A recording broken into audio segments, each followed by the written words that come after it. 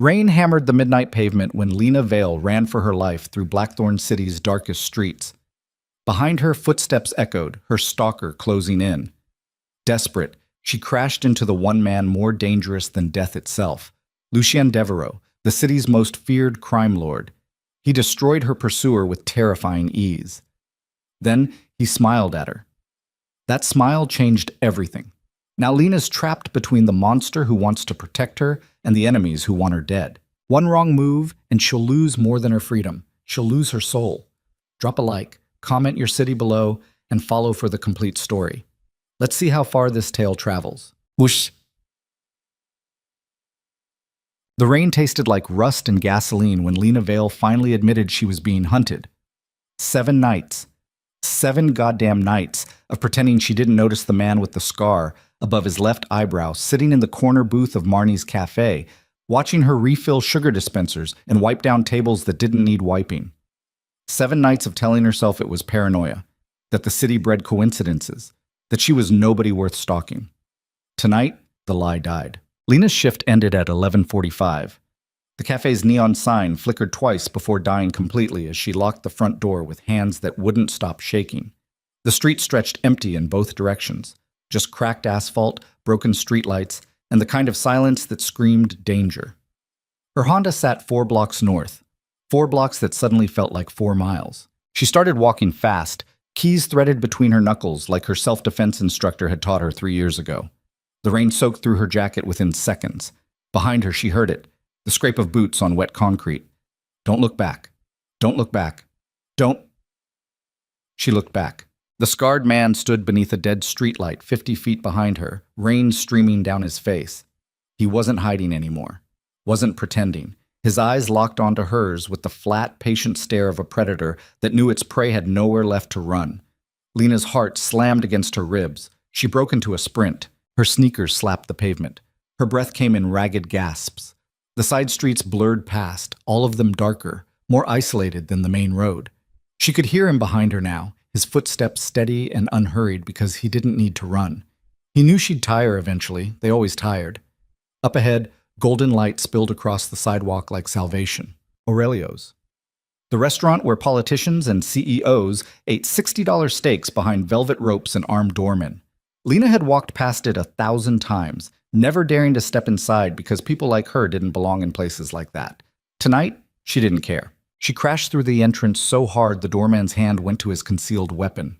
Inside, the world transformed into soft jazz, expensive perfume, and the low murmur of people who'd never known real fear. Crystal chandeliers threw prismatic light across white tablecloths.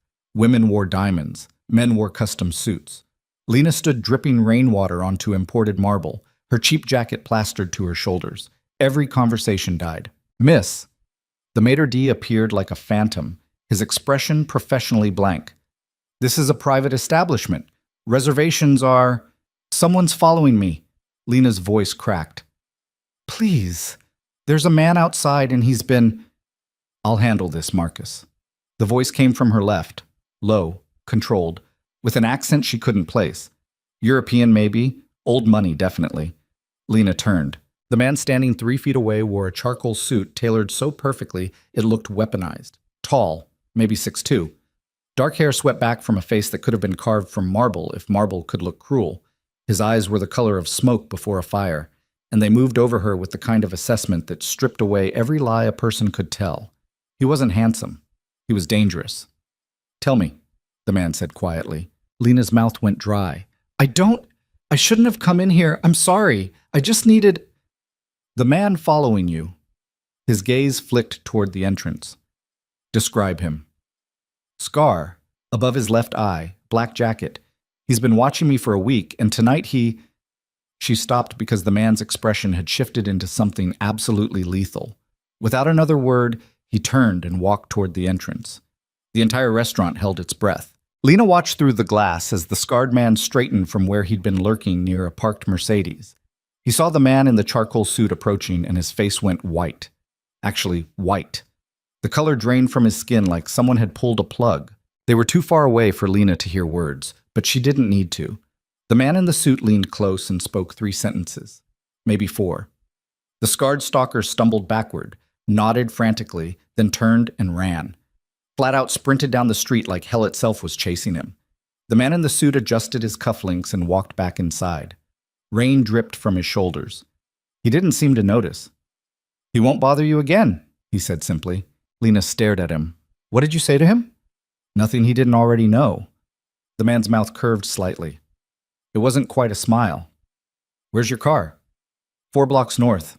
But I'll walk you." It wasn't a question. Lena opened her mouth to argue, then closed it. This man had just sent her stalker fleeing in terror with a handful of words. Whatever he was, whoever he was, arguing felt like a spectacularly bad idea. "Okay," she whispered. They walked in silence through rain that had softened to a drizzle. The man kept exactly 2 feet of distance between them, his hands in his pockets, his steps measured. He moved like violence wrapped in expensive fabric. "Thank you," Lena finally said. "I don't know what I would have—" "Don't thank me yet." The words landed like stones. Lena glanced at him. "What does that mean?" "It means men don't follow waitresses for 7 nights without a reason." His eyes cut toward her. "You have enemies you don't know about, Miss Vale." Lena stopped walking. "How do you know my name?" "Your name tag." He gestured toward her chest where the plastic rectangle still read Lena in faded letters. "And because I make it my business to know things." They'd reached her Honda. The car looked even more pathetic than usual, rust eating through the wheel wells, duct tape holding the passenger mirror in place. Lena fumbled with her keys, hyper-aware of the man watching her with that same unsettling intensity. "Who are you?" she asked. "Lucien Devereaux." The name meant nothing to her. She shook her head. Something flickered across his face. Surprise, maybe? Or amusement? "You really don't know." "Should I? Most people in this city would." Lucien stepped closer. Not threatening, just close enough that Lena could smell his cologne, something dark and expensive that probably cost more than her monthly rent. "Go home, Lena. Lock your doors, and if anyone approaches you in the next few days, call this number." He produced a business card from nowhere. Matte black with silver lettering. No company name, just a phone number. Lena took it with numb fingers. "I don't understand what's happening." "You will." Lucien turned to leave, then paused. "For what it's worth, I hope I'm wrong about you." "Wrong about what?" "That you're going to need me again." He disappeared into the darkness between streetlights, leaving Lena standing beside her dying Honda with a stranger's phone number and the growing certainty that her life had just changed in ways she couldn't begin to understand. She drove home through empty streets, checking her rearview mirror every 30 seconds. Her apartment building looked exactly the same as always: crumbling brick, broken intercom, stairs that smelled like old cooking oil in desperation. She triple-locked her door and shoved a chair under the knob. Sleep didn't come. Instead, Lena sat cross-legged on her couch with her laptop and typed 2 words into the search bar: Lucien Devereaux. The results loaded slowly, then all at once. Federal investigation, organized crime. Racketeering charges dropped due to lack of evidence. 3 suspected murders. Political connections. The name appeared in forums dedicated to urban legends and true crime, whispered about like a ghost story people told to scare each other. The King of Blackthorn City, one article called him. "The Invisible Hand," said another. Lena's hands trembled so badly she had to close the laptop. The man who'd saved her wasn't just dangerous. He was the most dangerous person in the entire city. The kind of man federal prosecutors spent years trying to destroy. The kind of man whose enemies disappeared into the river wearing concrete shoes. She'd accepted his help, taken his card, let him walk her to her car. "Jesus Christ," Lena whispered to her empty apartment. She didn't sleep that night, or the next. Every car that passed sounded like a threat. Every shadow looked like an assassin. By the 3rd day, exhaustion had scraped her nerves raw enough that she almost called the number on the black card just to demand answers. Then her stalker showed up in the news. Channel 7 ran the story during the morning broadcast. A man matching his description had been found in an alley near the docks with both legs shattered and 3 broken ribs. He'd survived, but barely. The reporter mentioned suspected gang violence. No arrests, no leads. Lena's coffee mug slipped from her hands and shattered on the kitchen floor. She knew.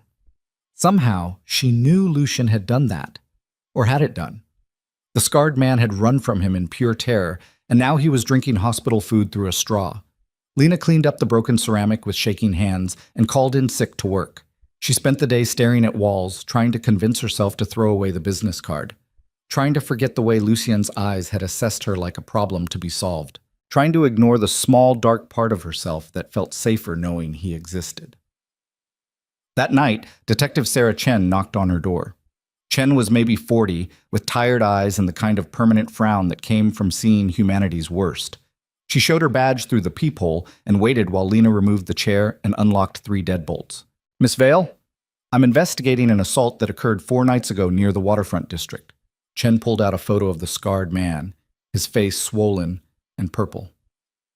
"Do you know this individual?" Lena's throat closed. "He was following me, outside Marnie's cafe.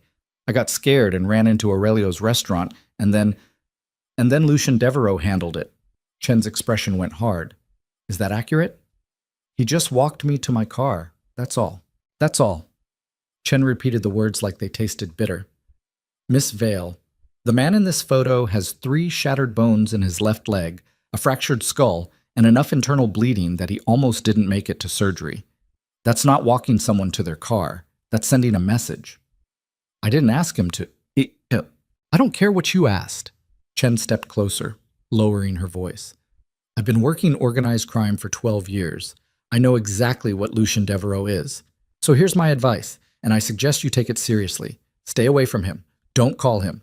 Don't accept his help. Don't let him anywhere near you." "Why?"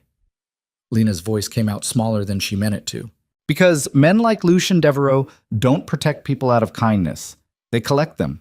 And once you're in his world, you don't get out." Chen handed her a card, standard BCPD issue with an office number. "Call me if he contacts you again. Don't try to handle this alone." She left, and Lena stood in her doorway listening to footsteps fade down the stairwell. For 3 weeks, Lena tried to follow Chen's advice. She went to work, came home, avoided the news, threw away Lucien's business card, or tried to. She made it as far as the dumpster before shoving it back in her pocket, just in case. Just as insurance. She told herself she'd never use it. Then Lucien walked back into her life like he'd never left. It was a Tuesday afternoon, unusually warm for October. Lena was wiping down tables during the slow period between lunch and dinner when the bell above the cafe door chimed. She glanced up automatically, her customer service smile already forming. The smile died. Lucien stood in the doorway wearing dark jeans and a black shirt that probably cost more than her car. He looked different in daylight, less like a phantom, more like a man, but his eyes were the same, sharp, knowing, capable of terrible things. Every other customer in the cafe suddenly found reasons to leave. Lena watched them scatter like birds fleeing a predator. Within 2 minutes, the cafe was empty except for her and Lucien and Marnie in the back room, oblivious. "You shouldn't be here," Lena said quietly. "I know." Lucien sat down at the booth where her stalker used to wait. The irony wasn't lost on either of them. "We need to talk." "No, we really don't." Lena gripped her cleaning rag so hard her knuckles went white. "Whatever you think this is, whatever you want, the man who was following you." Lucien's voice cut through her protest like a blade. "His name is Vincent Corelli. He's a low-level contractor who takes jobs from anyone willing to pay. 3 days ago, my people convinced him to explain who hired him to watch you." Lena's stomach dropped. "What?" "Someone paid Vincent $2,000 to monitor your schedule, document your routines, and report back every 48 hours. Lucien's expression remained perfectly neutral. He didn't know why, didn't ask, but someone wanted detailed intelligence on a 26-year-old waitress with student debt and a dying car. The cleaning rag fell from Lena's hands. "That's impossible. I'm nobody. I don't have enemies. I don't have anything worth—" "Everyone has enemies." Lucien stood, moving around the counter with the fluid grace of a predator. "Most people just don't know it yet. You're not a random target, Lena. Someone specifically chose you, which means you have information or connections or value that you don't recognize." "That's insane." "Is it?" He was close now, too close. Lena could see the fine lines around his eyes, the small scar beneath his jaw. "Think. Have you witnessed something you shouldn't have? Overheard a conversation? Been somewhere you weren't supposed to be?" Lena's mind raced. Nothing. She had nothing. Her life was the same boring routine it had been for 5 years. Work, sleep, online classes, repeat. The most exciting thing that had happened to her was her breath caught. 6 months ago, she'd waited tables at a private event, some corporate thing at a hotel downtown. She'd been hired last minute when the regular staff got food poisoning. She'd served drinks and appetizers to men in expensive suits who barely looked at her, except one of them had. An older man with silver hair and dead eyes. He'd been arguing with someone on the phone in a language she didn't recognize. When he noticed Lena nearby, he'd switched to English and smiled like nothing was wrong, but she'd heard enough. Numbers. Account transfers. Names that sounded Eastern European. "There was an event," Lena whispered. "In March. I was temporary help, and there was a man on the phone talking about moving money. I didn't think anything of it. I didn't even remember until—" "What hotel?" "The Grandview, Ballroom C." Lucian's jaw tightened almost imperceptibly. "Describe the man." 60, maybe. Silver hair slicked back. Expensive watch. He had this way of smiling that didn't reach his eyes. "Anton Volkov." The name came out flat. "He runs money laundering operations through shell corporations across 6 states. If he thought you overheard details of his transactions, you became a liability." Lena's legs nearly gave out. She grabbed the counter for support. "I didn't even understand what I was hearing." "Doesn't matter. You were there. You listened. That's enough." Lucien pulled out his phone, typed something quickly. "How long have you lived at your current address?" 4 years. Why?" "Because if Volkov's been watching you for 6 months and hasn't moved yet, he's waiting for something. Building a case. Making sure you're not undercover law enforcement." Lucian's eyes met hers. "Or he's trying to determine if you've already talked." "I haven't talked to anyone. I didn't even remember the conversation until you—" Lena stopped. "What happens when he figures out I'm not a cop?" Lucian's silence was answer enough. "Oh, God." Lena pressed her hands against her face. "Oh, God. Oh, God." "Look at me." Lucian's voice softened just slightly. "Lena, look at me." She did. His eyes were steady, certain, and completely terrifying. "I've already placed security around your apartment building. 2 men, rotating shifts. They won't approach you, but they'll make sure no one else does either." He held up a hand before she could protest. "This isn't a request. It's already done. Volkov's people won't touch you while you're under my protection." "Your protection?" Lena laughed, the sound edging toward hysteria. "I don't want to be under anyone's protection. I want my boring life back. I want to go to work and take classes and not worry about getting murdered because I overheard something at a catering gig." "That life ended the moment you heard Anton Volkov's voice." Lucien stepped back, giving her space. "I'm sorry, but pretending otherwise will get you killed. And accepting your help won't?" Lena's voice rose. "A cop came to my apartment and told me to stay away from you. She said men like you collect people, that I'd never get out." "Detective Chen." Lucian's mouth twisted. "She's not wrong. I am exactly what she warned you about. I've done things that would keep you awake at night. I've hurt people, destroyed lives, built an empire on violence and fear." He paused. "But I've never let an innocent person die when I could prevent it." "How noble." "It's not nobility, it's selfishness." His expression went cold. "If Volkov kills you, he sends a message that I failed to protect someone under my watch. That makes me look weak. I don't tolerate looking weak."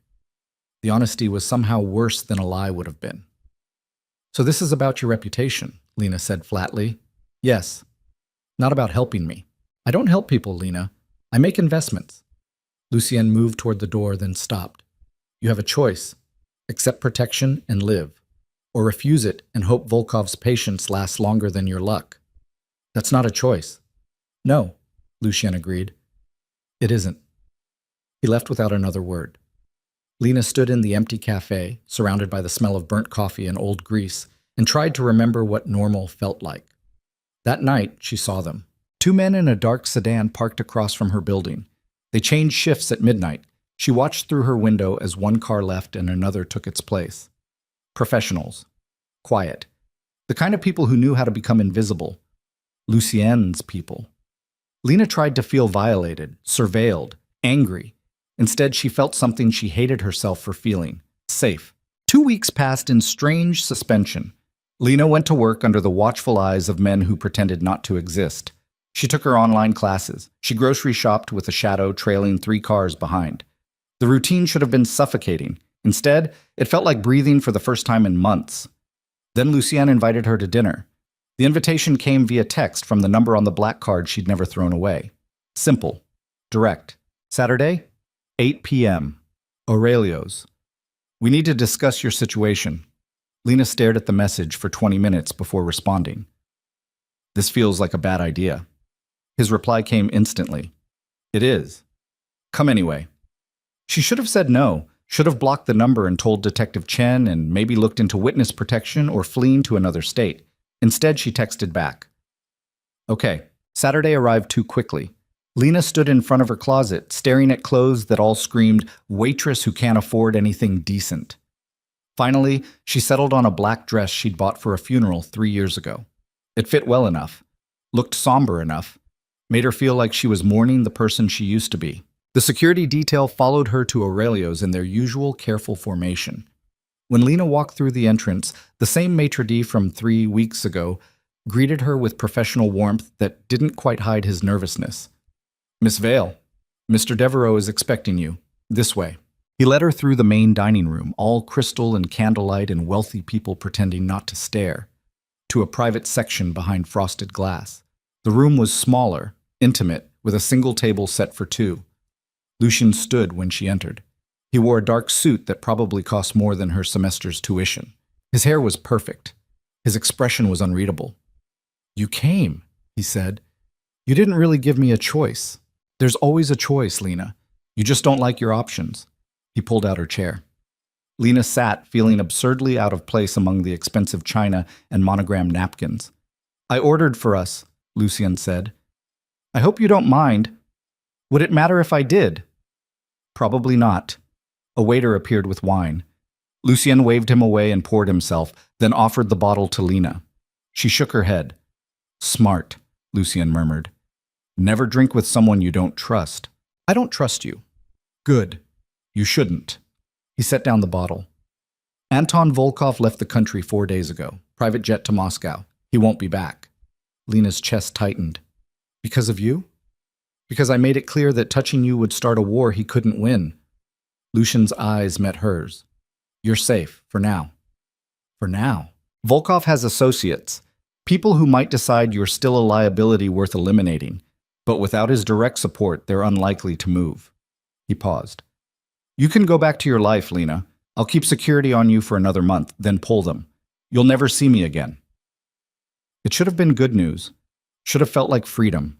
Instead, Lena felt something heavy settle in her chest. Why do I feel like there's a but coming?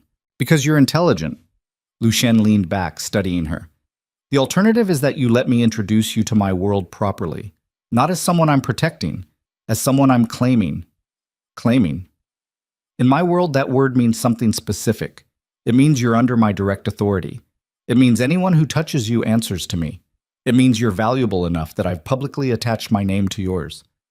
It sounds like ownership, Lena said quietly. It is. Lucien didn't flinch from the accusation. But ownership provides protection that surveillance never could. No one would dare touch you, not even Volkov's people. You'd be completely safe. At what cost? You'd have to be seen with me. Attend events. Let people believe we're together. His expression remained neutral. You'd have to enter my world, Lena, and once you do, leaving becomes significantly more complicated. Lena's hands trembled in her lap. This is insane. Yes. You're asking me to pretend to be your, what, girlfriend? Mistress? Partner, Lucien corrected. There's a difference. Is there? Partners have power. Mistresses are disposable. He took a slow sip of wine. I'm offering you safety, Lena. Real safety. The kind that doesn't expire after a month. But it requires commitment. To you. To the illusion of us. The distinction felt dangerously thin. The waiter returned with appetizers. Something with truffle oil that probably cost more than Lena's weekly paycheck. She stared at the food without seeing it. What if I say no? She finally asked. Then you say no. I pull security in 30 days. You go back to your life and hope Volkov's people lose interest. Lucien's voice gentled almost imperceptibly. And I forget I ever met you. Could you? Lena looked up. Forget? Something flickered across Lucien's face, there and gone so quickly she might have imagined it. Probably not, he admitted. But I'd try. They ate in silence for a while. The food was incredible and tasted like ash in Lena's mouth. Around them, the restaurant hummed with quiet conversation and clinking silverware. Normal people living normal lives. Lena had never felt less normal in her entire life. "I need time," she finally said. "You have until dessert." "That's not funny." "It wasn't meant to be." Lucian set down his fork. "Time is a luxury you don't have, Lena. Every day you're seen without my protection is a day Volkov's people could decide you're worth the risk. I need an answer tonight." "Why?" The question burst out of her. "Why do you even care? You said it yourself. This is about looking strong, about sending a message. I'm just some waitress you met once. Why go through all this trouble?" Lucien was quiet for a long moment. "I don't know," he finally said, and for the first time he sounded almost human. "Maybe because you didn't know who I was. Maybe because you looked at me like I was just a man instead of a monster. Maybe because—" He stopped. "It doesn't matter. What matters is that I'm offering you a choice, and you need to make it." Lena looked at him, really looked at him, past the expensive suit and the dangerous reputation, at the man who'd terrified her stalker into fleeing, who'd hospitalized someone to keep her safe, who'd placed guards around her building without asking permission, who was offering her safety wrapped in silk and violence. "If I say yes," Lena whispered, "what happens?" "You finish your degree, keep your apartment, work at the cafe if you want, though you won't need to." Lucian's voice was steady. "You'll attend events with me, meet people in my world, learn how to navigate conversations with criminals and politicians. There's less difference than you'd think. And in return, you'll be untouchable. Until you decide I'm not useful anymore. I don't discard people who trust me, Lena. That's bad business. But you would, if I became a liability." "Yes." The honesty was brutal. "But you'd have to betray me first. And I don't think you're the betraying type." He was right. God help her. He was right. Lena thought about her studio apartment with its leaking faucet and broken heater. Thought about student debt that would take 20 years to pay off. Thought about serving coffee to people who didn't see her as human. Thought about men like Vincent Corelli watching from the shadows. Thought about Lucien Devereaux, who destroyed someone to keep her safe without being asked. "Okay, she should be—" "Hey," she heard herself say. "Yes, I'll do it." Lucianian's expression didn't change, but something in his eyes shifted. Relief, maybe. Or satisfaction. "Then we start tonight." He stood, offering his hand. "There's an event at the Grandview Hotel. Political fundraiser. Half the city's power structure will be there, along with most of my associates. We're going to walk in together, and I'm going to make it very clear that you're mine." Lena's heart hammered. "Tonight? Right now?" "No time like the present." His hand remained extended. "Trust me, Lena, just for tonight. Trust that I'll keep you safe." She looked at his hand, looked at his face, looked at the future splitting open in front of her like a chasm. Then she took his hand and let him pull her into the darkness. The Grandview Hotel rose 43 stories into the Blackthorn city skyline, like a monument to wealth and corruption.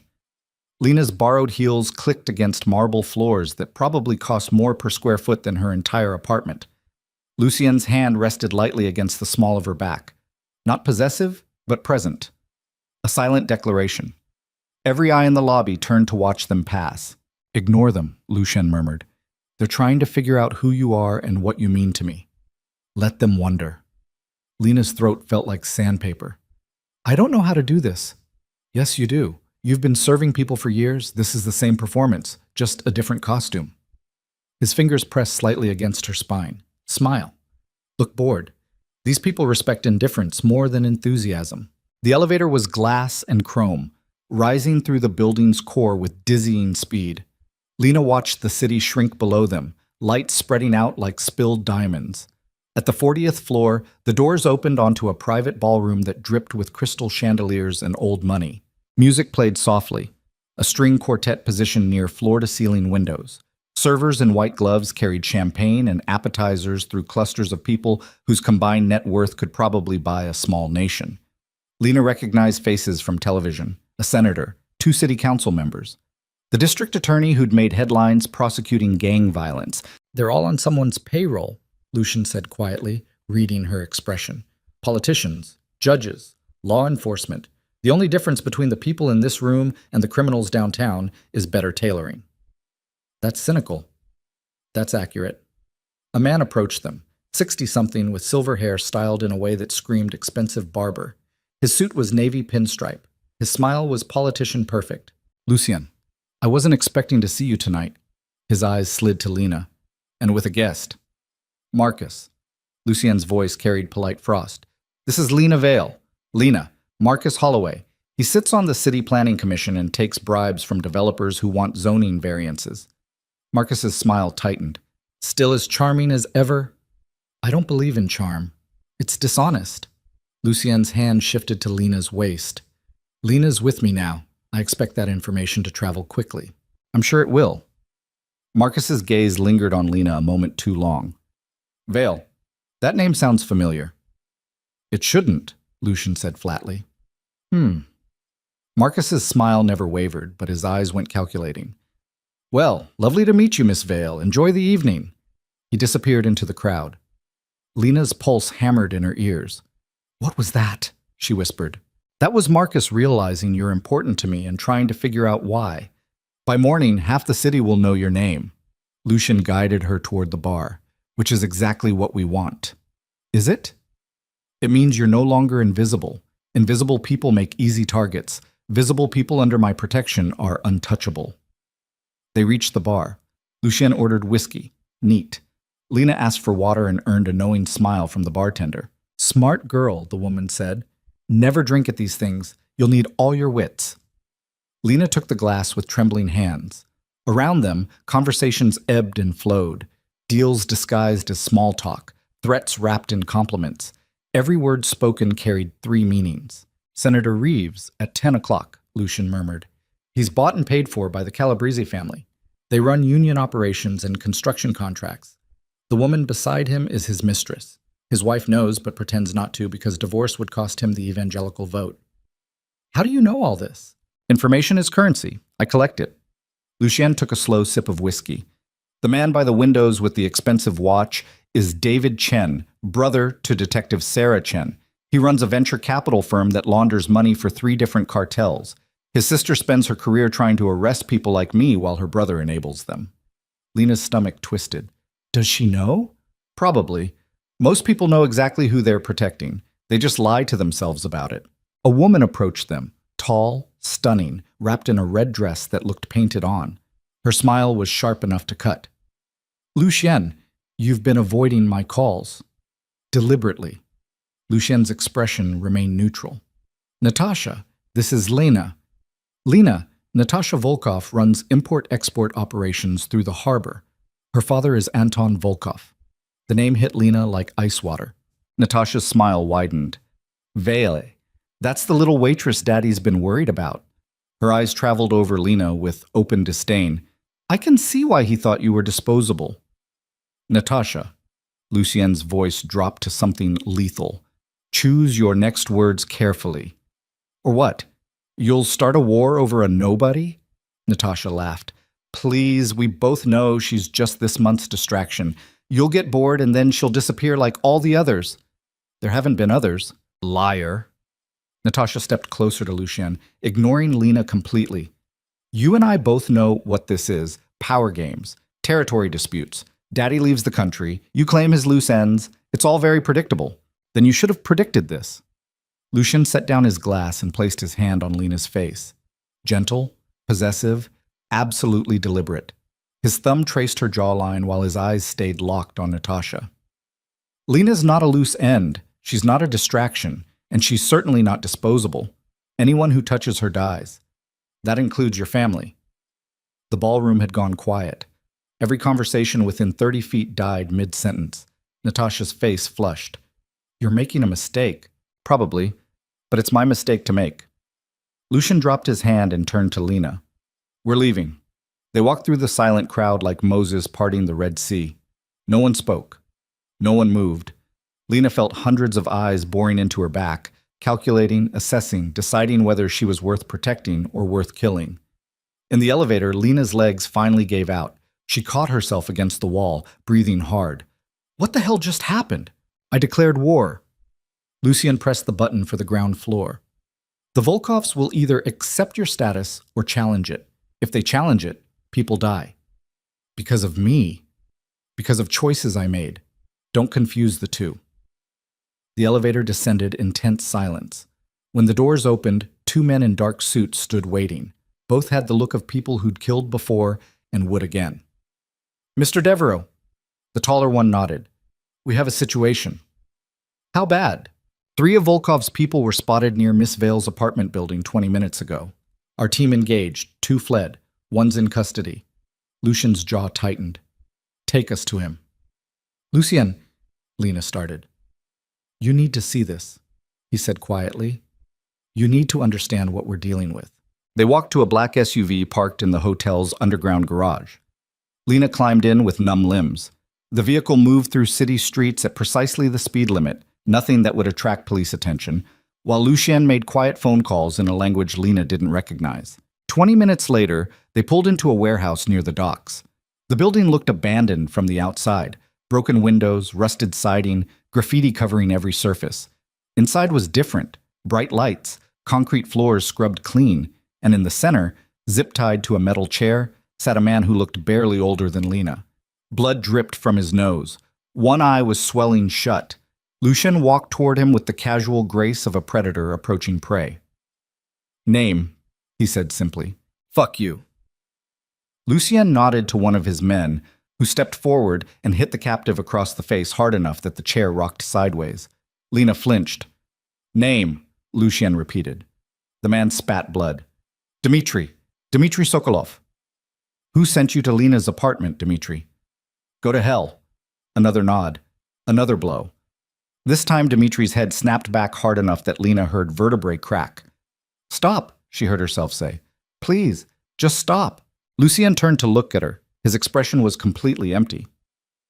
This is who I am, Lena. This is what I do. If you can't handle it, wait in the car. I can't just... Then watch. He turned back to Dmitri. Who gave the order? Dmitri laughed, wet, painful.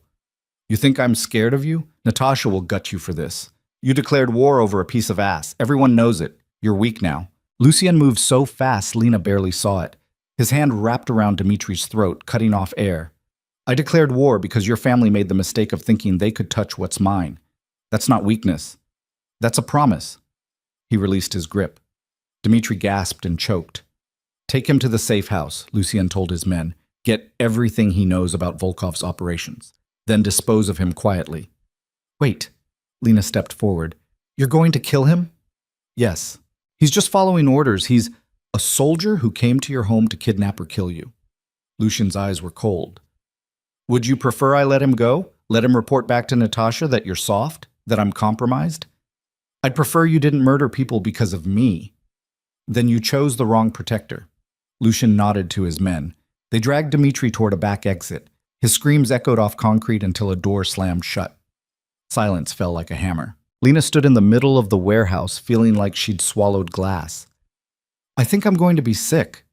Bathroom's in the corner. Take your time. She made it 3 steps before her stomach rebelled. She vomited into a rusted sink while her whole body shook. When she finally straightened, Lucien stood in the doorway holding a bottle of water. Drink this, he said quietly. Lena took it with numb hands. How do you live like this? Practice. He leaned against the doorframe. When I was 16, my father brought me to a warehouse like this one. There was a man tied to a chair, just like Dmitri. My father handed me a knife and told me to make a choice. Kill the man and prove I was strong enough to inherit the family business, or refuse and prove I was too weak to survive. What did you do? I killed him. Lucien's voice was flat. And I've been killing ever since. Not because I enjoy it, because survival in my world requires being more terrifying than everyone else. That's awful. Yes. He pushed off the doorframe. But it's honest. I don't pretend to be a good man, Lena. I stopped believing in good men a long time ago. There are only predators and prey. I choose predator. Lena rinsed her mouth and tried to steady her breathing. I don't know if I can do this. Then don't. Say the word and I'll take you home. Pull my security. Let you disappear back into whatever life you had before. And the Volkovs? Become your problem, not mine. It should have been an easy choice. Walk away, reclaim her life, pretend none of this happened. But Dmitri Sokolov had come to her apartment, had been sent to hurt her or worse, and Lucien had stopped him. I need air, Lena whispered. There's a door on the east side. My men will make sure you're not disturbed. She walked outside into cool night air that tasted like salt and rust. The docks stretched out before her, cargo containers stacked like children's blocks, cranes rising into darkness like skeletal giants. Water lapped against concrete pilings. Lena wrapped her arms around herself and tried to remember who she'd been 2 months ago. That woman felt like a stranger. Footsteps approached from behind.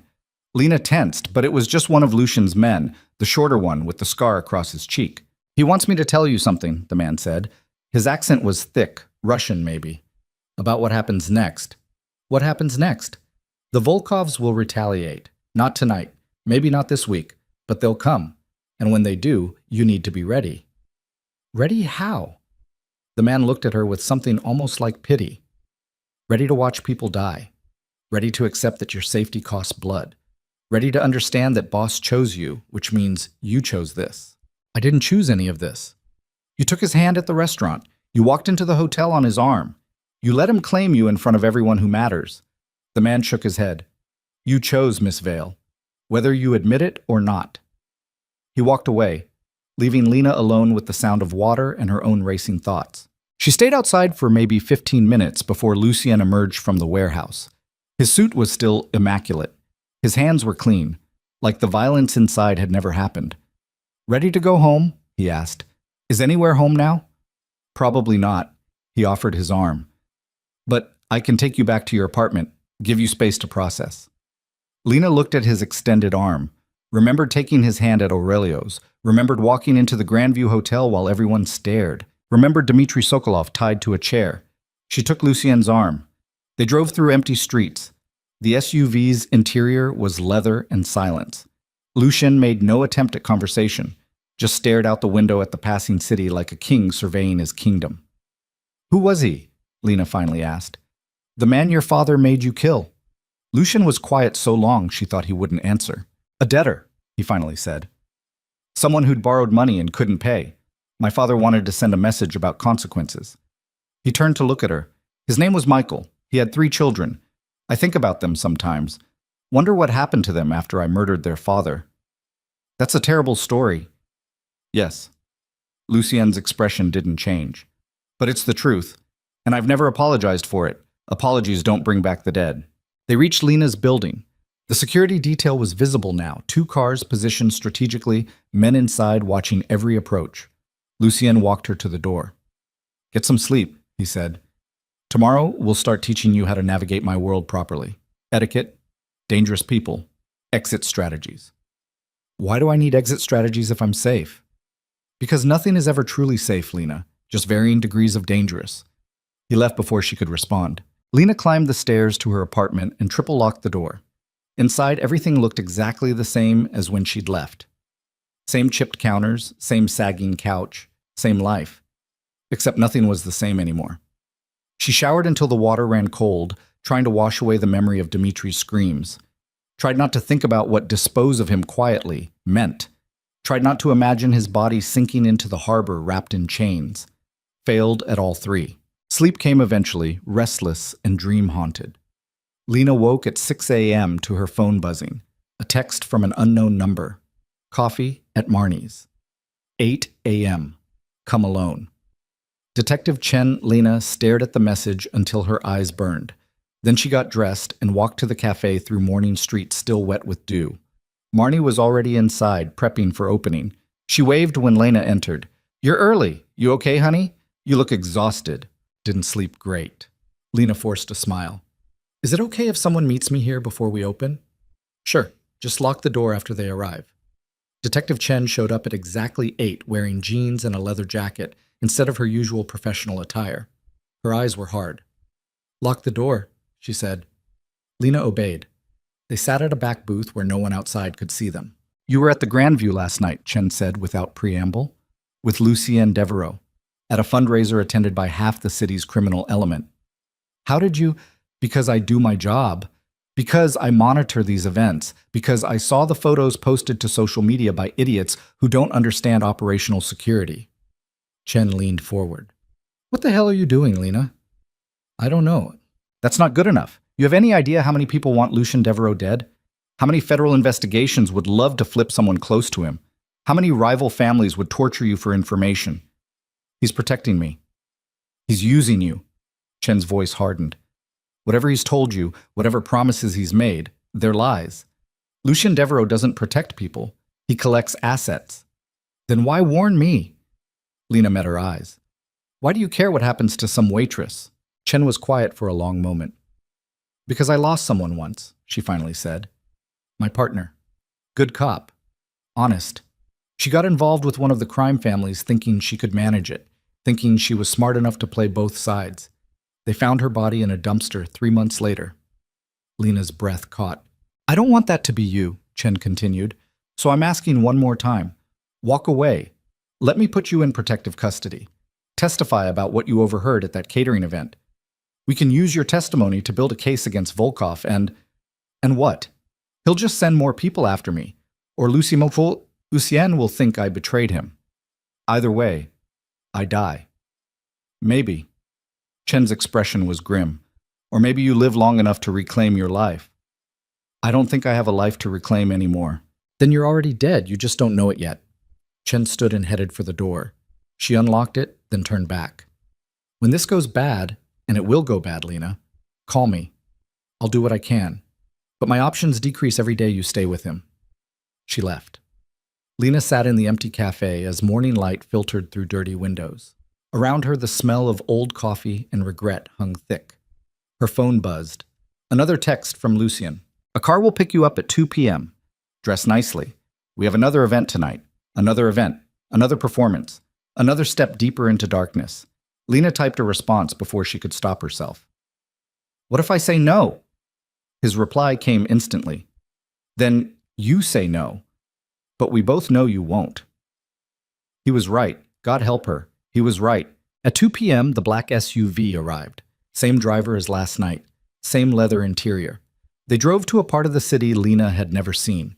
Old money neighborhoods with trees older than the nation and houses that looked like museums. Lucien's estate sat behind iron gates and manicured hedges. The mansion was stone and glass, modern architecture meeting classical elegance. Lena counted at least 15 rooms just from the exterior. Security met her in the door, different men than last night, but with the same professional violence in their eyes. They escorted her inside to a sitting room where Lucien waited beside an older woman with steel gray hair and a measuring gaze. Lena, Lucien said, this is Margaret. She's going to teach you how to dress, speak, and behave at the kinds of events we'll be attending. Margaret looked Lena up and down with clinical precision. We have work to do. What followed was 3 hours of hell. Margaret critiqued everything, Lena's posture, her word choices, the way she held a wine glass, how she entered a room, when to smile, when to stay silent, which topics were acceptable conversation, and which would mark her as an outsider. You're with Lucien Devereaux, Margaret said coldly. That means every word you speak reflects on him. Every mistake you make becomes his weakness. You will be perfect, or you will be replaced. Understand? Yes, Lena whispered. Yes, what? Yes, ma'am. Better. By 5 p.m., Lena's head throbbed. Margaret finally released her with a dismissive wave. She'll pass, Margaret told Lucien. Barely, but she needs more training before you take her anywhere important. We don't have time for more training, Lucien stood. Thank you, Margaret. That'll be all. The woman left. Lucien turned to Lena. How do you feel? Like I've been run over by a truck driven by a drill sergeant. Good. Margaret's harsh, but she's effective. Everything she taught you could save your life. Save my life? Or save your reputation? Both. Lucien gestured toward the door. Come, I want to show you something. He led her through the mansion, past artwork that probably belonged in museums, furniture that looked centuries old, rooms that could have housed families. Finally, they reached a study lined with books from floor to ceiling. Lucien walked to his desk and opened a drawer, pulled out a handgun. Lena stepped back instinctively. Relax, Lucien said. It's not loaded. He offered it to her grip first. Take it. I don't want to. I'm not asking what you want. Take the gun, Lena. She took it with trembling hands. The weapon was heavier than she'd expected, cold, deadly. That's a Glock 19, Lucien said. Standard, reliable, easy to use. Starting tomorrow, you're going to learn how to shoot it, how to clean it, how to carry it, and most importantly, when to use it. I don't want to kill anyone. Neither did I when I was 16. His eyes met hers. But we don't always get what we want. We get what we need to survive. Lena set the gun down on his desk like it burned her hands. This is insane. All of it. Learning etiquette and firearms and how to smile at murderers. I'm a college student. I serve coffee. I'm not... You're exactly who I need you to be. Lucien's voice softened fractionally. Strong enough to survive. Smart enough to adapt. Brave enough to take my hand when every instinct told you to run. I'm not brave. I'm terrified. Bravery is just terror that keeps moving forward. He crossed to her, reached out slowly enough that she could pull away. When she didn't, his hand cupped her face with surprising gentleness. You can do this, Lena. I believe that. Why? Her voice cracked. Why do you believe in me? Because you remind me of who I was before this world broke me. And maybe... He stopped, dropped his hand. It doesn't matter. What matters is that tonight we're attending another event. This one is more dangerous. The families will be watching to see if I meant what I said at the Grandview. What did you say? That you're mine. That anyone who touches you dies. That I'm willing to go to war for you. His expression was unreadable. Tonight, I prove it. They took separate cars to the event. Some kind of security protocol Lena didn't fully understand. She rode with 2 guards who barely spoke. The destination was an abandoned theater on the east side, the kind of place that should have been condemned decades ago. Inside, the decay gave way to unexpected luxury. Velvet curtains, crystal chandeliers powered by generators. A stage converted into a VIP area where men in expensive suits drank expensive liquor and discussed expensive crimes.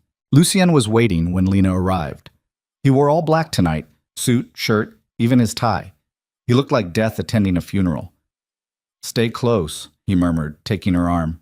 No matter what happens, stay within 5 feet of me. Understand?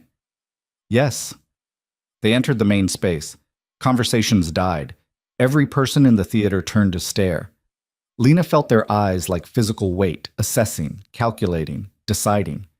A man approached from the stage, tall, 60s, silver hair, cold eyes. Anton Volkov. Lena's blood turned to ice. Mr. Devereaux, Volkov said pleasantly. I didn't expect to see you here, especially with my loose end on your arm. She's not a loose end, Anton. She's mine. And you're going to acknowledge that publicly, right now, in front of everyone here. Volkov's smile never wavered. Or what?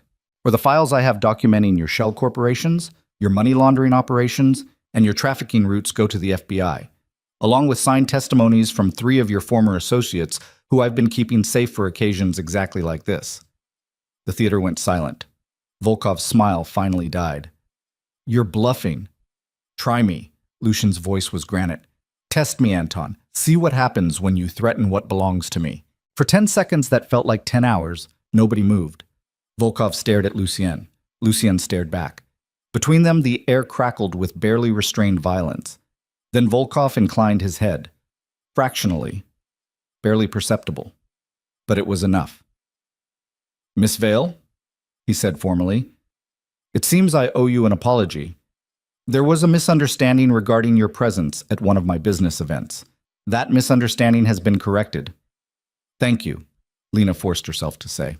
Volkov turned and walked away without another word. The theater exhaled. Lucien's hand tightened on Lena's arm. We're leaving, now. They made it to the exit before the explosion.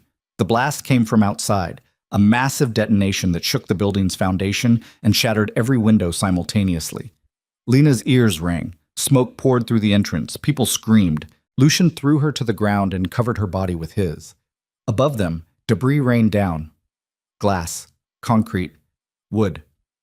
When the dust settled, Lucian pulled her upright. Can you run? I think so. Then run. They fled through the chaos, emergency exits, back hallways. Lucian moved with absolute certainty while Lena stumbled behind him, her heart trying to hammer through her ribs. Outside, 3 cars were burning. Bodies lay scattered across the pavement. Security personnel shouted into radios. Sirens wailed in the distance. Lucien's SUV screeched to a stop beside them. The door flew open. Get in! They dove inside. The vehicle accelerated before the door even closed. Lena pressed against the leather seat, shaking so hard her teeth rattled. What just happened? She gasped. War, Lucian said flatly. The Volkovs just declared war. His phone rang. He answered with a sharp, "Talk." Whatever he heard made his face go absolutely white. How many? A pause. Jesus Christ. Another pause. Lock down the estate. Full protocol. I'm bringing her there now. He hung up and looked at Lena with something she'd never seen in his eyes before. Fear. What? Lena whispered. What is it? That wasn't the Volkovs, Lucian said quietly. The bomb. It was someone else. Someone who wanted both our families in the same place. Who? I don't know. But they just killed 16 people and sent a message I can't ignore. His jaw tightened. You're not safe at your apartment anymore. You're not safe anywhere except with me. Constantly. No separation. What are you saying? I'm saying you're moving into my estate tonight. You're staying there until we find whoever did this, and… He stopped. Started again. There's something else. What? 3 of my security team are dead. The ones watching your apartment building. Lucian's voice was hollow. Someone hit them first, which means whoever planted that bomb knew exactly where you lived, knew your routines, knew everything. The words landed like blows. They were coming for me, Lena whispered. Yes. Because of you. Because I'm with you. Yes. Lena looked at the man beside her, the crime lord who'd promised to protect her, who'd started a war for her, who'd just watched 16 people die because someone decided to target them both. I can't do this, she said. I can't live like this. People are dead because of me. People are dead because someone made them targets. Don't confuse causation with correlation. That's not… I didn't… Lena's voice broke. I just wanted to be safe. And you are.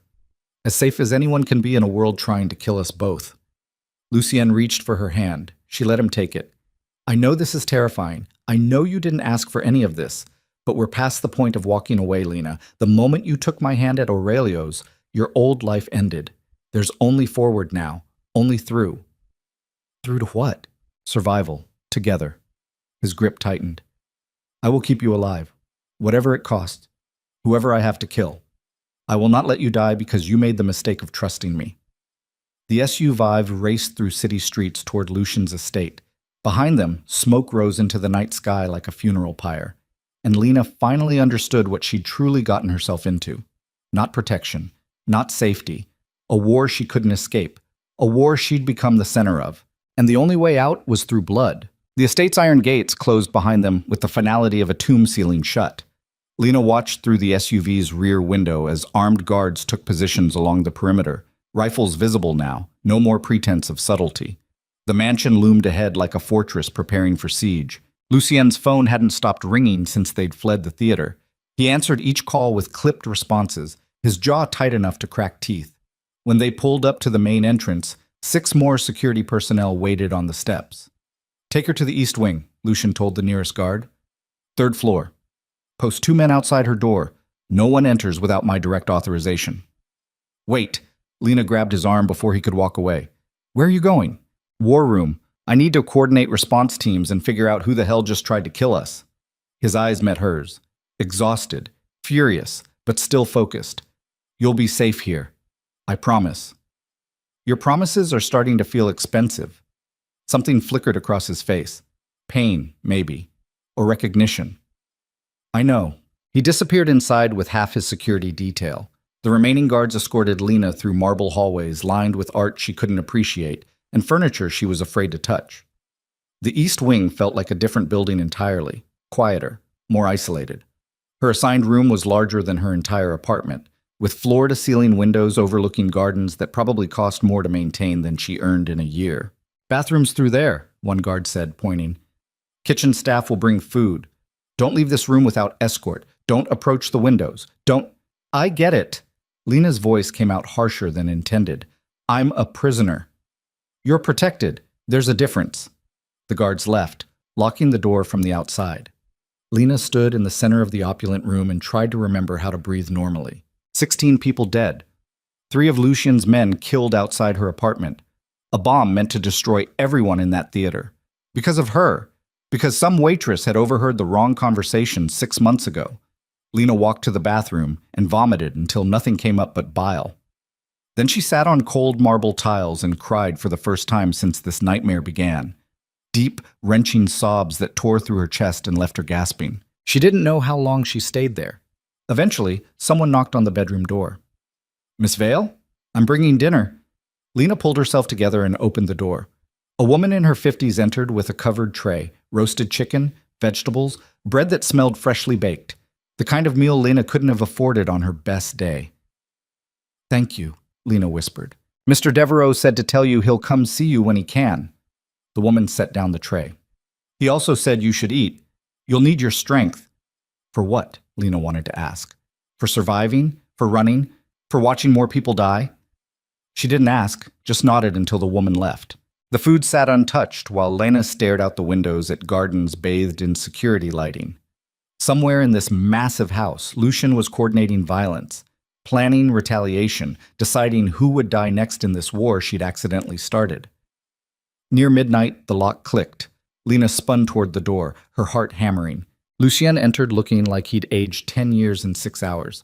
His suit jacket was gone. His shirt was wrinkled. Blood stained his right cuff. Not his own, Lena guessed. "You didn't eat," he said quietly, seeing the untouched tray. "I wasn't hungry. Eat anyway.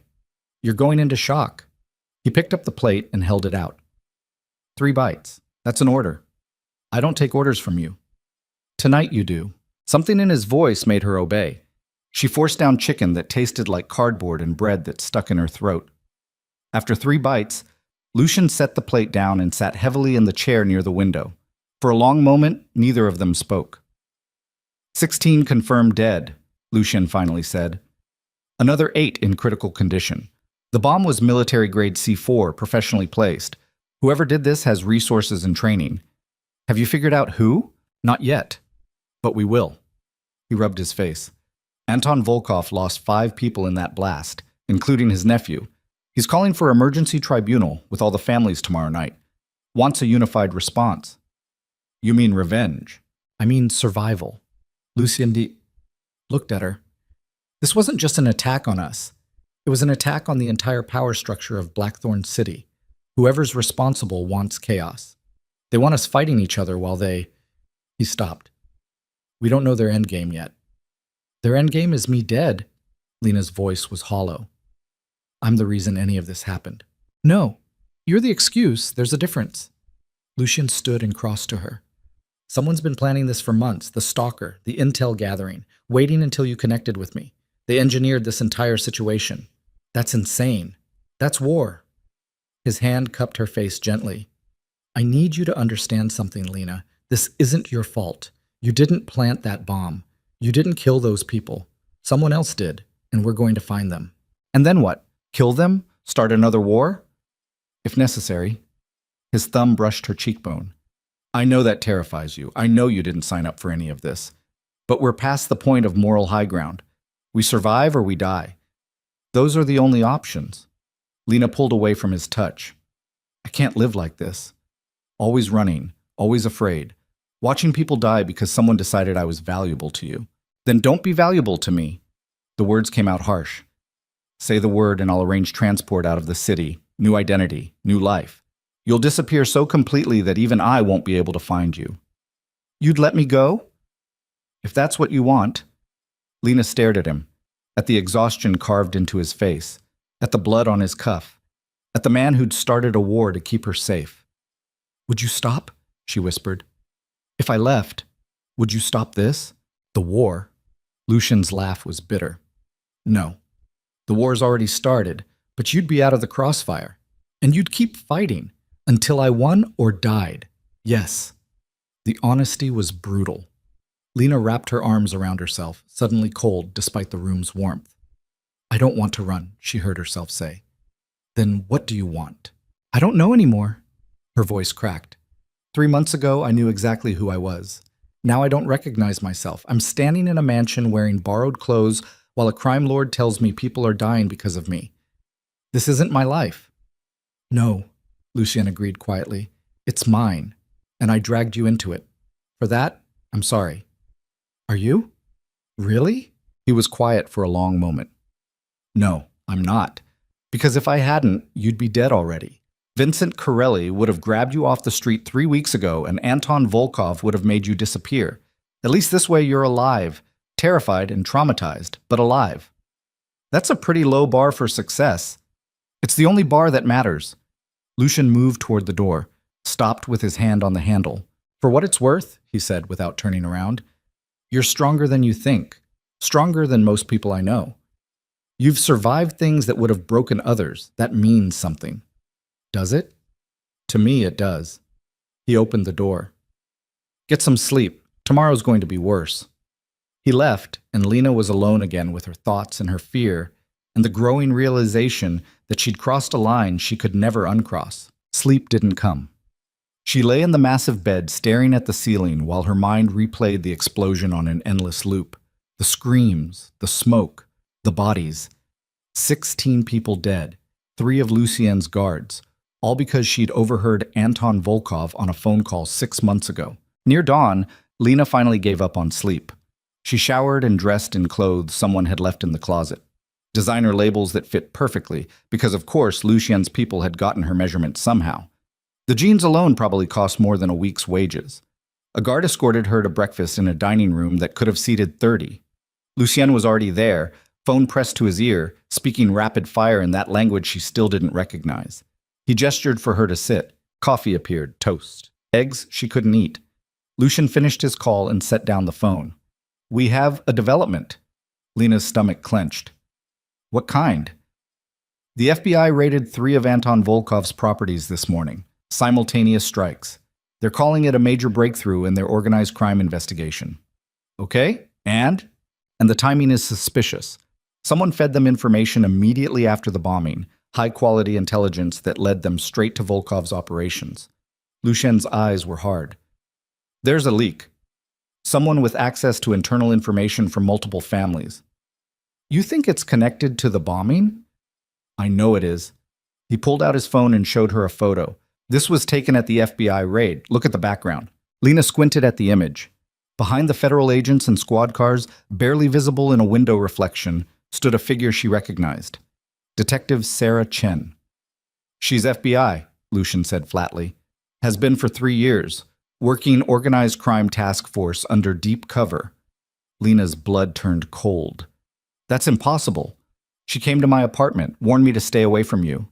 Because she knew connecting with me would put you in the center of whatever operation she's running. Lucien's jaw tightened. She used you, Lena. Encouraged you to get close to me. Probably hoped you'd gather intelligence. When that didn't work, He stopped. She what? We're looking into her brother, David Chen, the venture capitalist I mentioned at the Grandview. Lucien's expression was stone. We think he might be the one who hired Vincent Corelli to watch you. The room tilted. Lena gripped the table for support. Why would he do that? Because if you got scared enough, desperate enough, you'd turn to the one person offering protection. Me. And once you were close to me, Sarah could use you to gather evidence for her investigation. Lucien leaned forward. You were bait, Lena. From the very beginning. No. Lena shook her head. That's insane. She warned me. She told me you were dangerous. Of course she did. It made her seem credible. Made you trust her. Lucien pulled up another photo. This one showing Sarah Chen and David Chen at dinner 3 weeks ago. They're running an operation.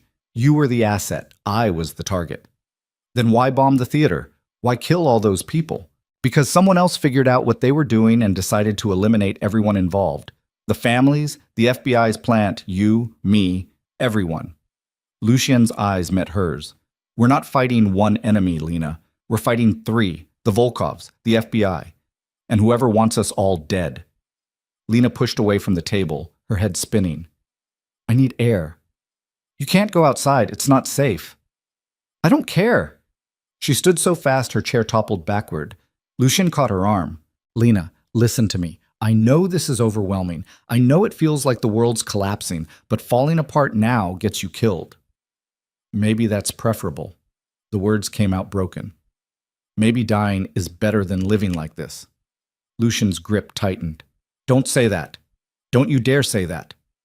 Why not? It's true. Every choice I've made since meeting you has led to more death, more blood, more... You're not responsible for other people's evil, Lena. You're only responsible for how you respond to it. That's a pretty speech for someone who's killed more people than I can count.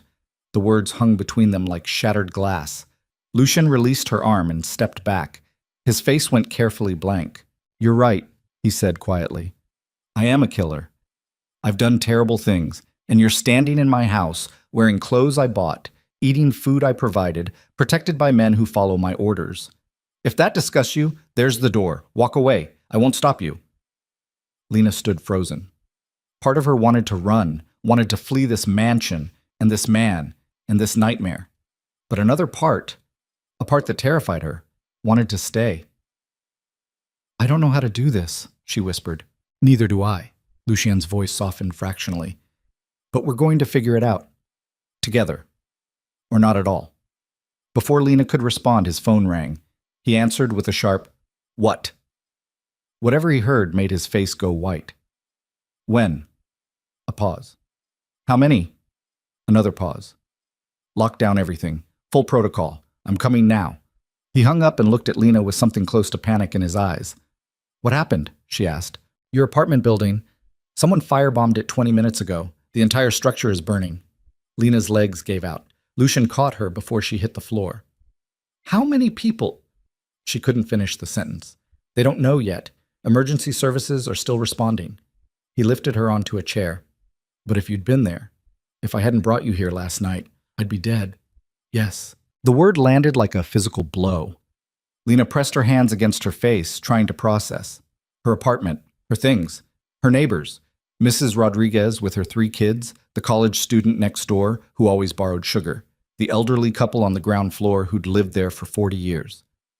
Oh God, she whispered. Oh God, those people are not your responsibility. Lucien knelt in front of her. Lena, look at me. This is not your fault. Someone targeted that building because they thought you were inside. That's on them, not you. How many more people have to die before you admit this is because of me? None of this is because of you. It's because someone declared war and decided collateral damage was acceptable. His hands gripped hers. But we're going to end this. Today. Tonight. However long it takes. How? The tribunal. All the families meeting to discuss response to the bombing. I'm going to force the truth out into the open. Find out who's behind this, and then... His expression went lethal. Then I'm going to make them pay. That's not justice. That's murder. Justice is a luxury for people who aren't fighting for survival.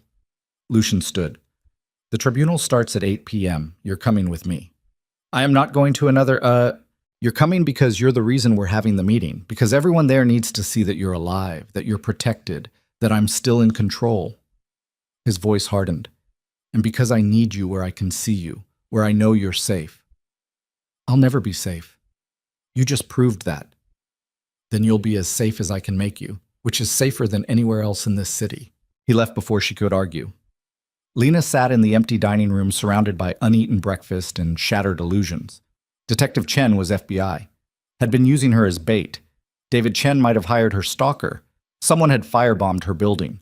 16 people dead at the theater. Unknown casualties at the apartment. All threads leading back to one truth. The moment she'd overheard Anton Volkov's phone call, her life had ended. Everything since had been borrowed time purchased with other people's blood. Hours crawled past. Margaret returned to prepare Lena for the tribunal. Another dress, another lecture on behavior, another reminder that she represented Lucien's strength or weakness, depending on how she performed. You look exhausted, Margaret said, not unkindly. I am exhausted. Then learn to hide it. Predators smell weakness. Margaret stepped back, assessing. You'll do. Try not to faint or vomit. It reflects poorly. I'll do my best. At 7:30 p.m., Lucien came to collect her. He wore another perfectly tailored suit, dark gray this time, with a black shirt that made him look like death dressed for dinner. Ready? He asked. No. Good. Neither am I.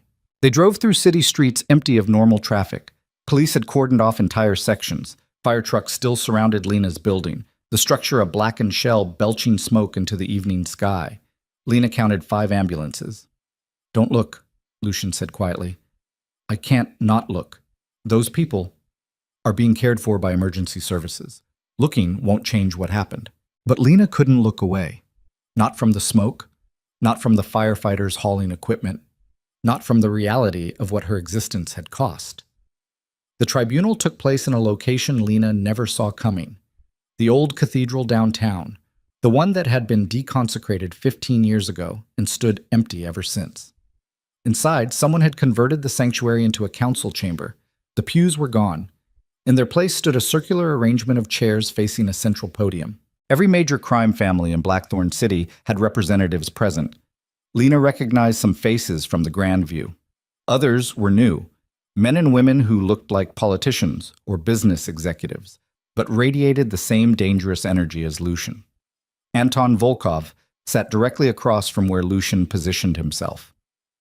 The older man's face was carved from granite, his eyes promising death. "Mr. Devereaux?" someone said. "This is a private meeting. The girl shouldn't be here." "The girl is the reason we're here," Lucian replied calmly. "She stays." Murmurs rippled through the assembled crowd, but no one argued further. A woman Lena didn't recognize called the meeting to order. She was maybe 50, with iron gray hair and the bearing of someone accustomed to absolute authority. "We're here because someone attacked all of us," she began. 16 dead, millions in damage, and most importantly, a message that none of us are safe. Her eyes swept the room. "I call for full transparency. Every family shares what they know. We find who's responsible, and we eliminate them." "Agreed," Anton Volkov said. "But first, I want to know why Lucian Devereaux started a war over a waitress." Every eye turned to Lucian. He stood slowly. "I didn't start anything, Anton. You did. When you sent Vincent Corelli to stalk Miss Vale, when you targeted her because she overheard your phone conversation, when you decided she was expendable. I made a business decision. You made it personal." "Everything I do is personal." Lucian's voice was steel. "And claiming Miss Vale was my way of telling you and everyone else that some lines cannot be crossed. Noble." Volkov's smile was poisonous.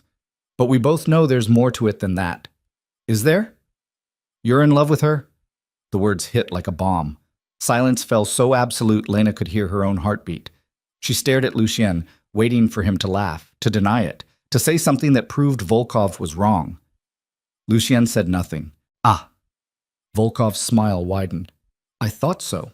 Which makes this very simple. You've compromised yourself over a woman. You've started a war you can't win because your judgment is clouded, and now we're all paying the price for your weakness." "I'm not the one who hired David Chen to orchestrate this entire situation," Lucian said quietly. Volkov's smile died. "What did you say?" "David Chen, FBI informant, brother to Detective Sarah Chen, who's been running an undercover operation for 3 years. He's the one who hired Vincent Corelli. He's the one who engineered Miss Vale's connection to me. And he's the one who fed information to his sister that led to this morning's raids on your properties." Lucien pulled out his phone and projected images onto the cathedral's wall. Documents, photos, bank transfers. "He's been playing all of us, using us to build his sister's case while skimming money from your operations, Anton. The room exploded into chaos. Volkov stood, his face purple with rage. "That's impossible. David Chen works for me. He works for himself and the FBI, and whoever else pays him." Lucian's voice cut through the noise. "I have proof, bank accounts, wire transfers, meeting logs, everything you need to see that we've been betrayed." "Then where is he?" Volkov snarled. "If David Chen is responsible, where the hell is he?" "That's an excellent question." The new voice came from the cathedral's entrance. Everyone turned. David Chen stood in the doorway, flanked by federal agents in tactical gear. Behind them, more agents poured into the sanctuary, rifles raised, body armor gleaming. "Nobody move!" David called out. "You're all under arrest." Chaos erupted. Several crime bosses reached for weapons. Federal agents screamed commands. Lucien grabbed Lena and pushed her behind him. Then gunfire shattered the cathedral's ancient windows. But it wasn't coming from the FBI. Armed men in black tactical gear burst through side doors. Not federal agents, not crime family soldiers. Something else entirely. They opened fire indiscriminately. FBI agents dropped. Crime bosses scattered. Lucian shoved Lena toward the floor. "Stay down!" He drew a gun from beneath his jacket. Lena hadn't even known he was armed, and returned fire with cold precision. Around them, the cathedral transformed into a war zone. Bullets carved through ancient wood. Bodies fell. Blood painted stone floors that had once hosted weddings and funerals and prayers. Lena pressed herself flat against the ground, her hands over her head, her mind blank with terror. Someone grabbed her ankle. She screamed, kicked, but the grip was iron strong. She was dragged backward across the floor, away from Lucien, toward one of the side doors. "Lucien!" she shrieked. He turned, his face going white.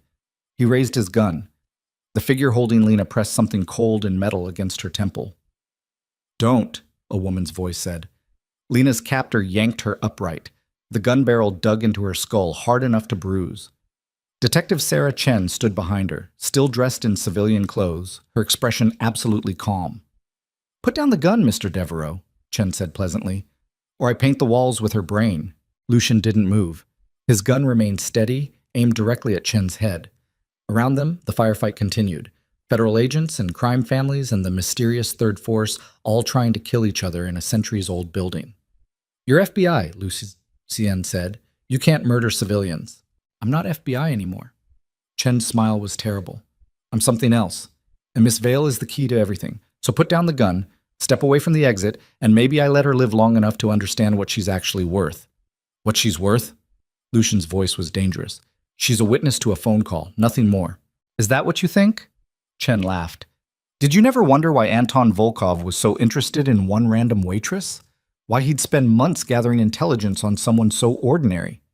Because she overheard his money laundering operation." "No!" Chen pressed the gun harder against Lena's head.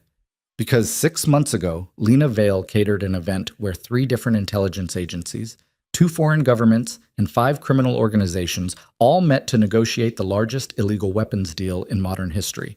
And the entire conversation was recorded on her phone." Lena's breath stopped.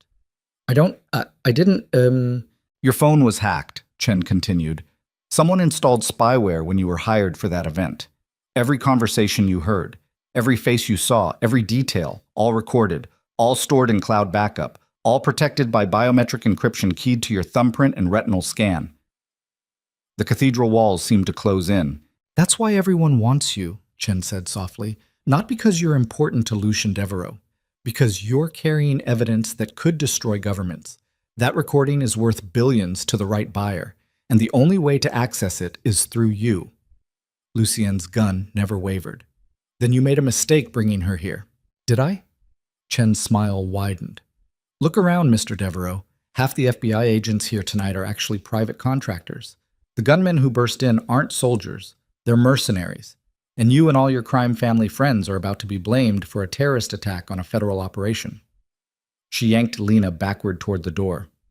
"Survivors will report that you opened fire on law enforcement. The narrative is already written. And I'll disappear with the only person who can prove otherwise. You won't make it out of this building. Watch me." Chen dragged Lena through the side door into darkness. Behind them, the gunfire reached a crescendo. Lena heard Lucien shouting her name, heard footsteps pounding after them. Then Chen shoved her into a vehicle, another SUV, engine running. They accelerated before Lena could even try to escape. Through the rear window, she watched the cathedral recede into the distance, watched smoke pour from shattered windows, watched her last chance at survival disappear into the Blackthorn City night. "Where are you taking me?" Lena's voice shook. "Somewhere safe. Somewhere we can extract that recording properly." Chen glanced at her in the rearview mirror. "Don't worry, Miss Vale. You'll live through this. Probably. As long as you cooperate. And if I don't, then I'll cut off your thumb and gouge out your eye. Biometric encryption is inconvenient, but not insurmountable." Chen's smile was pleasant. "Your choice." Lena stared at the woman who'd pretended to warn her, who'd used her as bait, who'd orchestrated death and destruction just to acquire evidence Lena didn't even know existed, and realized with perfect, terrible clarity that the only way to survive this was to become exactly what she'd spent 3 months resisting. Something dangerous. Something ruthless. Something capable of surviving in a world built from lies and blood. The SUV raced through empty streets toward an unknown destination. Behind them, sirens wailed. Ahead, darkness waited. And Lena Vale, former waitress, terrified witness, accidental pawn, made a decision that would change everything. "Okay," she said quietly. Chen's eyes met hers in the mirror. "Okay, what?" "I'll cooperate. I'll give you the recording. I'll do whatever you want." "Smart girl." "On one condition." Chen's expression hardened. You're not in a position to negotiate. I am if you want the recording intact. Lena kept her voice steady despite the terror screaming through her veins. That phone, the one with the spyware, I erased it 3 months ago. Factory reset. The cloud backup was deleted. You're lying. Am I? You said it yourself, biometric encryption. How would you even know if the data still exists until you try to access it with my thumbprint and retinal scan? And if it doesn't? Lena let the sentence hang. What happens to me then? Chen pulled the SUV to the side of the road so fast the tires screamed. She spun in her seat, gun raised, pointed directly at Lena's face. If you're lying to me, then you'll kill me and lose everything you've spent 3 years building. Or, Lena met her eyes without flinching. You can accept my condition. Let me contact Lucien, prove to him I'm alive. And maybe, just maybe, I'll remember where I backed up that recording before I wipe the phone. You're bluffing. Then pull the trigger and find out. For 10 seconds that felt like 10 hours, Chen stared at her, calculating, assessing, deciding whether this terrified waitress had just grown a spine or was simply choosing suicide by cop. Finally, Chen lowered the gun. One message. Video call. 30 seconds. Say anything except what I tell you to say, and I shoot you in the kneecap. Understand? Yes. Chen pulled out a phone, not Lena's, something encrypted, and dialed. The screen showed Lucien's face within seconds. He looked like death itself, covered in dust and blood, his expression murderous. Lena. Relief and rage fought for dominance in his voice. Are you hurt? I'm fine. Listen carefully. Sarah Chen has me. She wants the recording from 6 months ago, the one from the Grandview event. I told her... Enough. Chen pressed the gun against Lena's ribs. Mr. Devereaux, your girlfriend just bought herself some time. But if you try to track this call, if you send anyone after us, if you do anything except wait for further instructions, I'll send her back to you in pieces. Understand? The screen went dark before Lucien could respond. Chen tossed the phone out the window and accelerated back onto the road. That was stupid, she said. Maybe? Lena's heart hammered. Or maybe I just saved both our lives. How do you figure? Because now Lucien knows I'm alive, knows you need me intact, knows that killing me destroys your leverage, which means... Lena took a shaky breath. Which means he'll negotiate, and negotiation means everyone might survive this. Assuming he wants you back. The words hit like acid. He'll come, Lena said, praying she was right. He'll come for me. Chen laughed. You actually believe that, don't you?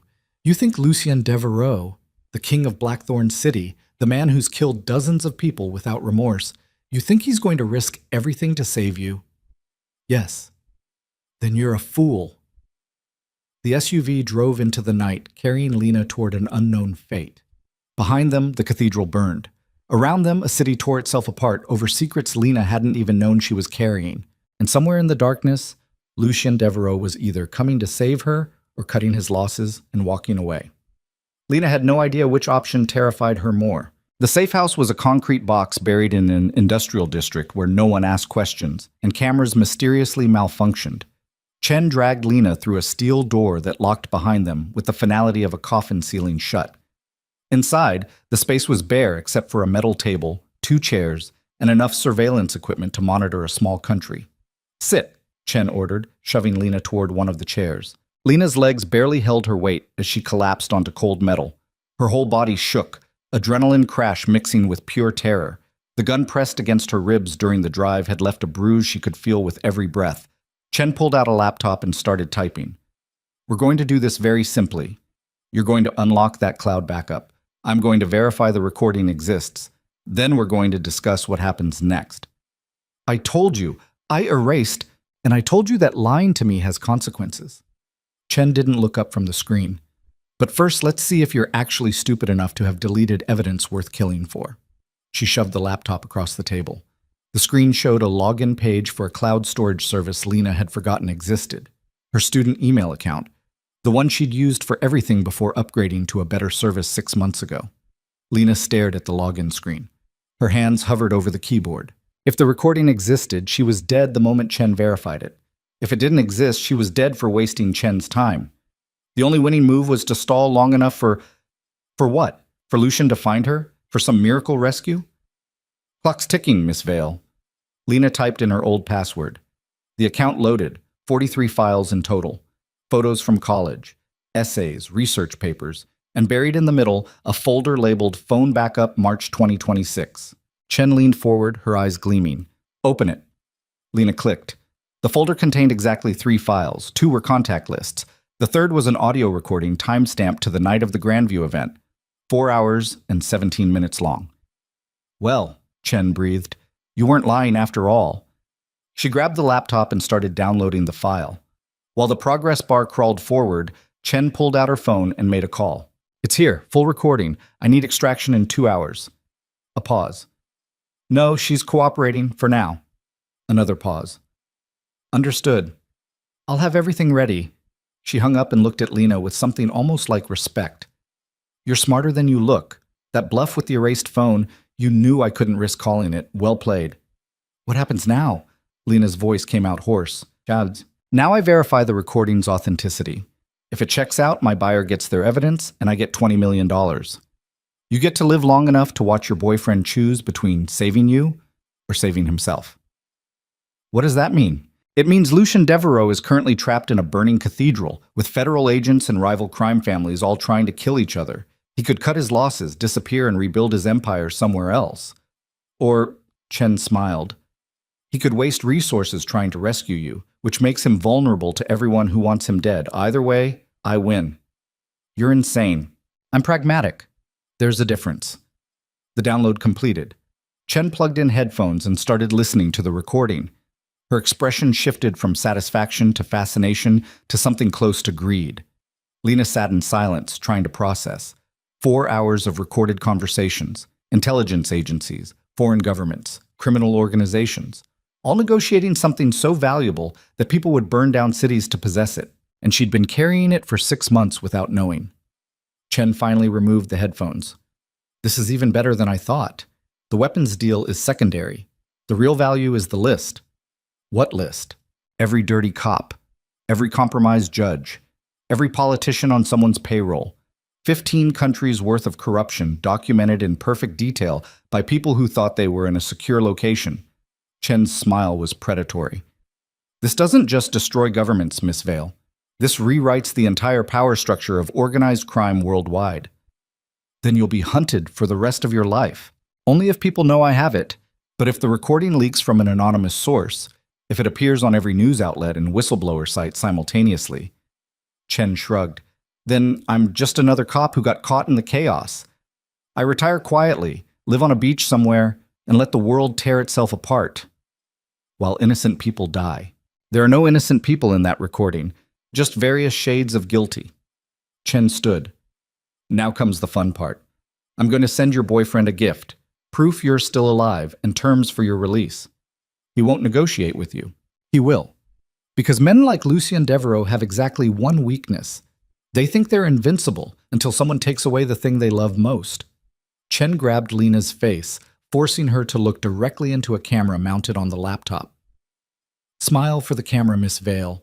Let's show him what he's fighting for. She recorded 30 seconds of video, Lena bruised and terrified, but visibly alive. Then Chen typed a message and hit send. There.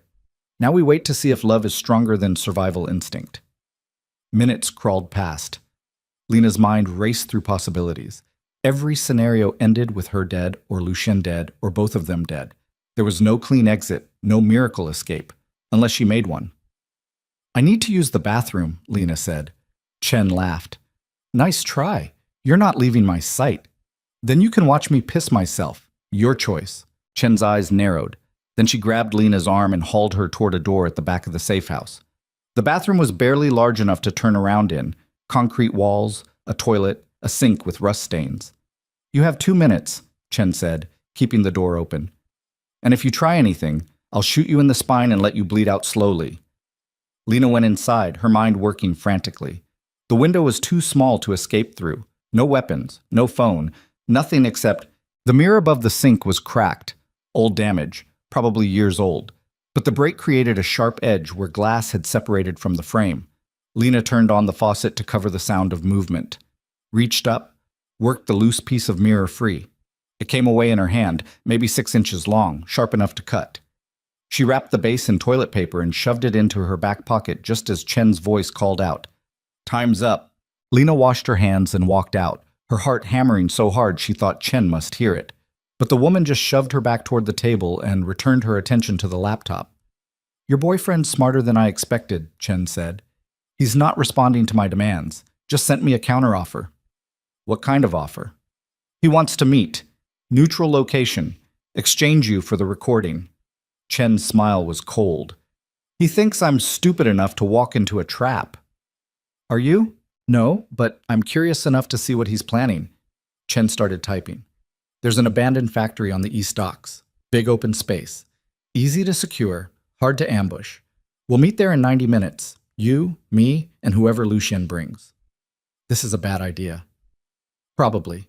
But bad ideas make for interesting endings. Chen stood and pulled Lena to her feet. Time to move. We need to prep the location before your knight in shining armor arrives. They drove through city streets still crawling with emergency vehicles. The cathedral fire had spread to adjacent buildings. Police helicopters circled overhead. Somewhere in that chaos, Lucien was either dead or planning something suicidal. Lena prayed it was the latter. The factory rose from the docks like a corpse, rusted metal, shattered windows, graffiti covering every surface. Chen parked the SUV behind the building and dragged Lena inside through a service entrance. The main floor was massive, 50-foot ceilings supported by steel girders, empty machinery foundations, pigeons roosting in the rafters, moonlight streaming through holes in the roof. Chen positioned Lena in the center of the space and zip-tied her hands behind her back. Then she set up motion sensors at every entrance, positioned small explosive charges at strategic points, and placed a sniper rifle on a catwalk overlooking the entire area. Insurance, Chen explained, in case your boyfriend brings friends. You're going to kill us both, aren't you? Depends on how the next hour goes. Chen climbed the ladder to the catwalk and settled into position behind the rifle. If Lucy and smart, he'll give me what I want and walk away. If he's stupid, he'll try to be a hero. Either way, I leave here with the recording and enough money to disappear forever. And me? Like I said, depends. Lena stood in the center of the factory floor, zip-tied and helpless, and felt the mirror shard pressing against her spine through her back pocket. She'd have to wait for the right moment, one chance to cut herself free, one opportunity to what? Fight a trained federal agent? Overpower someone with a sniper rifle? The impossibility of survival pressed down like physical weight. 30 minutes passed. Then 45. The factory remained silent except for wind whistling through broken windows and pigeons cooing in the darkness. Then Lena heard it. The soft scrape of boots on concrete. Right on time, Chen called down from the catwalk. Come in slowly, Mr. Devereaux. Hands where I can see them. Any sudden moves and your girlfriend's head explodes. Lucien stepped into the moonlight from the southern entrance. He looked like he'd walked through hell. His suit torn and blood-stained, his face bruised, a cut above his left eye still bleeding, but his hands were empty and raised. I'm here, he said. Let her go. Not yet. First, you're going to tell me where the rest of your security team is hiding. There is no security team. It's just me. Liar. Chen's voice was amused. You really think I'm stupid enough to believe you came alone? Believe whatever you want. I'm here to make a deal. Then let's hear it. Lucien's eyes found Lena's across the factory floor. Something passed between them. Fear, determination, and something else Lena couldn't name. I give you my entire fortune, Lucien said. $300 million in clean, offshore accounts. Full access. No tricks. In exchange, you give me Lena and destroy the recording. Chen laughed. Your fortune means nothing if the recording makes me $20 million and rewrites global power structures. The recording also makes you a target for every government and crime family on that list. They'll spend billions hunting you down, torturing you, making sure you die screaming. Lucien's voice was steady. My money comes with protection, connections, a guaranteed way out of the country, and a new identity that actually works. Choose wisely. Silence fell. Lena could almost hear Chen calculating, weighing options, deciding whether $300 million guaranteed dollars was worth more than $20 million and a lifetime of running. Prove it, Chen finally said. Show me account access. Lucien slowly lowered one hand and pulled out his phone, tapped the screen, held it up so Chen could see. Account numbers, passwords, everything you need. The moment Lena walks out of here, I transfer everything to you. And the recording? Give me the laptop. I destroy it. We walk away. This ends. Chen was quiet for a long moment. Then she shifted position behind the rifle. You love her, Chen said. You actually love her. I wasn't sure until now. Does it matter? It matters because it makes you weak, because men in love make stupid choices. The rifle's red laser sight appeared on Lena's chest. Here's my counteroffer. You transfer the money right now. All of it. Then I shoot her in the heart and you watch her die.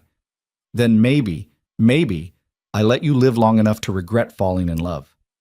Lena's breath stopped. Lucien didn't move. If you kill her, you get nothing. I'll delete those accounts before her body hits the floor. Then we're at an impasse. No, we're at a choice. Lucien took one step forward. You can take my money and let us both live. Or you can kill us and spend the rest of your short life being hunted by everyone I've paid to destroy you if I die. I have contingencies, Chen. Dead man switches. People who release information that makes your FBI career look like a tutorial on corruption. You're bluffing. Am I? You have 10 seconds to decide. Take the deal or pull the trigger and find out. 10 seconds of silence that felt like eternity. The laser sight remained on Lena's chest. Lucien's finger hovered over his phone screen. Then headlights flooded the factory from 3 directions simultaneously. Vehicles surrounded the building. Doors slammed. Voices shouted commands. FBI, drop your weapon! Chen's laugh echoed from the catwalk. You brought cops to a hostage negotiation? That's your plan? Not cops, Lucien said quietly. My contingency. The vehicles weren't FBI. They were black SUVs, at least 6 of them. Armed men in tactical gear poured through every entrance. But they weren't Lucien's people. They were Anton Volkov's. The Russian crime lord himself stepped through the main entrance flanked by 24 soldiers. His face was cold fury incarnate. Detective Chen, Volkov called up. Or should I say, former Detective Chen, I've been looking for you. Stay back. Chen swung the rifle between Volkov and Lucien. I'll kill them both. No, you won't. Because the moment you fire that rifle, my men turn this building into your tomb. Volkov gestured casually. His soldiers fanned out, taking positions that covered every angle. You have something that belongs to me. A recording. I want it back. It's mine now. I earned it. You stole it. There's a difference. Volkov's voice dropped to something lethal.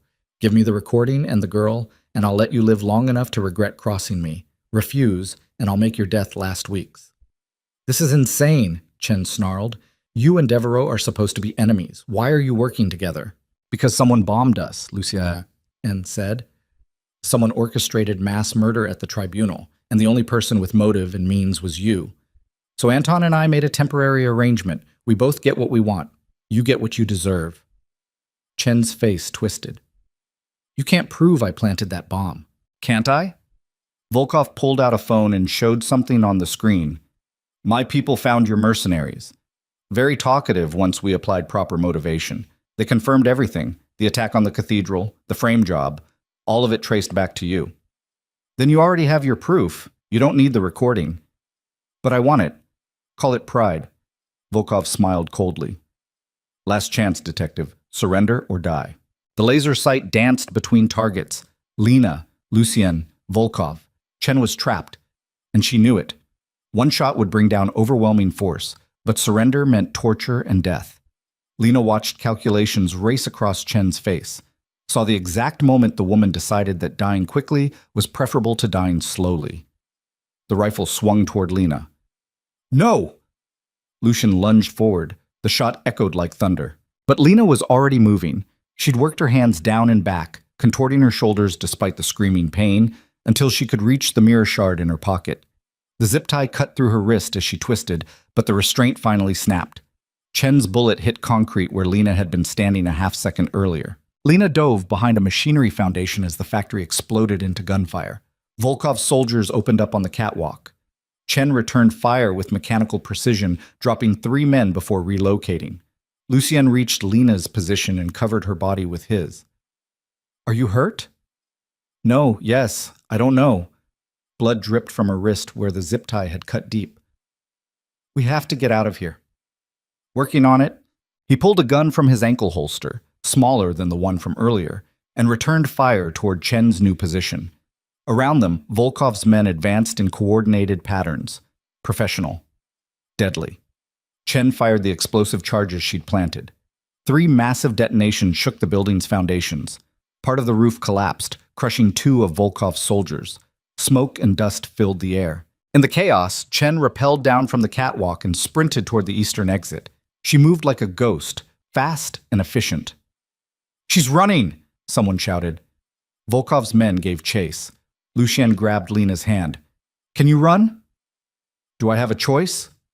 "No." They fled toward the western exit, away from the main fighting. Behind them, gunfire continued, screams, the sound of bodies hitting concrete. They made it outside into cool night air that tasted like freedom. Lucien's car, a different vehicle than before, waited 50 yards away with the engine running. "Go!" he shouted, pushing Lena toward it. They'd covered 30 yards when the shot came. The bullet hit Lucien high on the left side. He stumbled, but didn't fall. Lena caught him, her hands immediately slick with his blood. "No, no, no!" "Keep moving." Lucien's face was white, but his voice stayed steady. "Get to the car." Chen stood in the eastern doorway, rifle raised for another shot. Volkov's men emerged behind her. She turned and fired 3 times, dropped the rifle, and ran into the darkness between warehouses.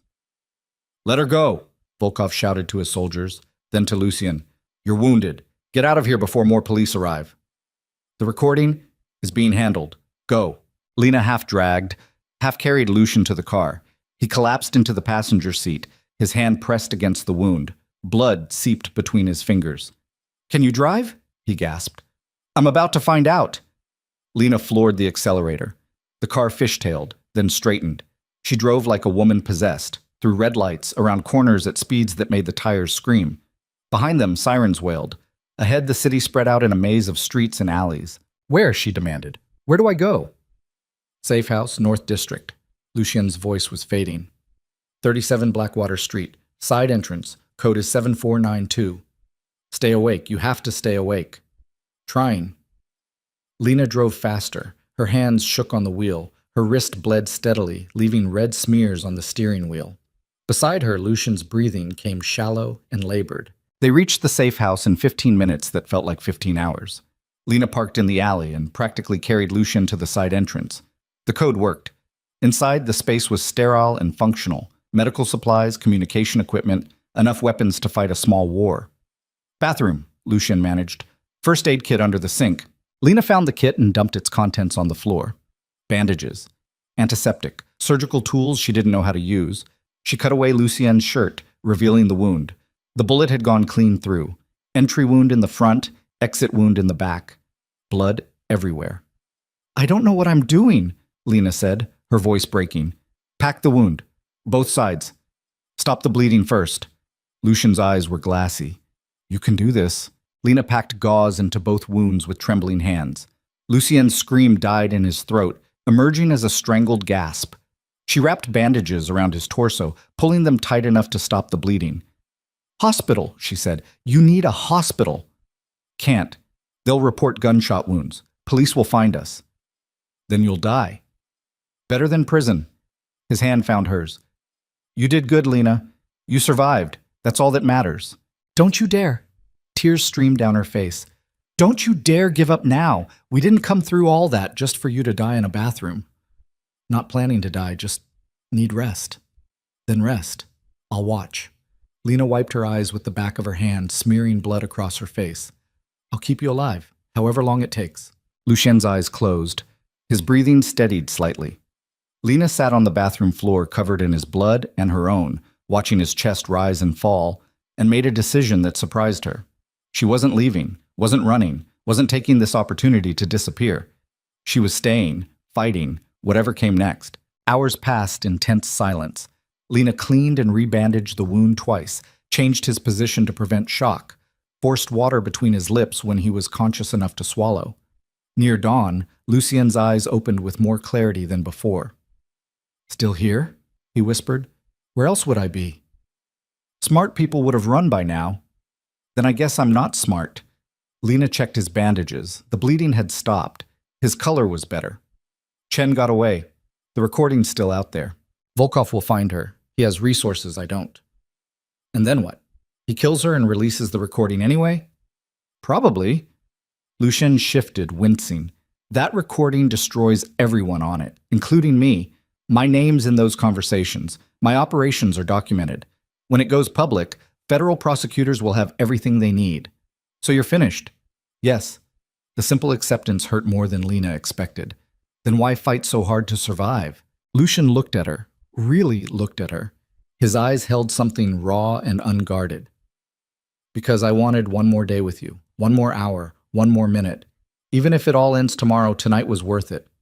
Lena's breath caught. You can't say things like that, she whispered. Why not?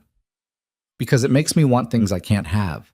Safety, future, a life that isn't running and hiding, and her voice broke. You're a criminal. I'm a witness. We're impossible. Impossible things happen every day. Not to people like us. Then we'll be the exception. Lucian reached up with his good arm and touched her face. I love you, Lena. I've loved you since you looked at me in that restaurant and didn't see a monster. Just a man. That's worth dying for. You're not dying. I won't let you. Then what do you want? Lena looked at him. Bloodied, wounded, possibly dying despite her best efforts. The man who'd started a war for her, who'd taken a bullet meant for her, who'd given up everything to keep her alive. I want impossible, she whispered. I want us to survive this. I want a life where we're not hunted. I want... She stopped, started again. I want you, however long we have, whatever it costs. Lucian pulled her down and kissed her, gentle despite the pain, desperate despite the exhaustion. When they broke apart, his smile was real. Then let's figure out how to make impossible happen. They stayed in the safe house for 2 more days while Lucian healed enough to move.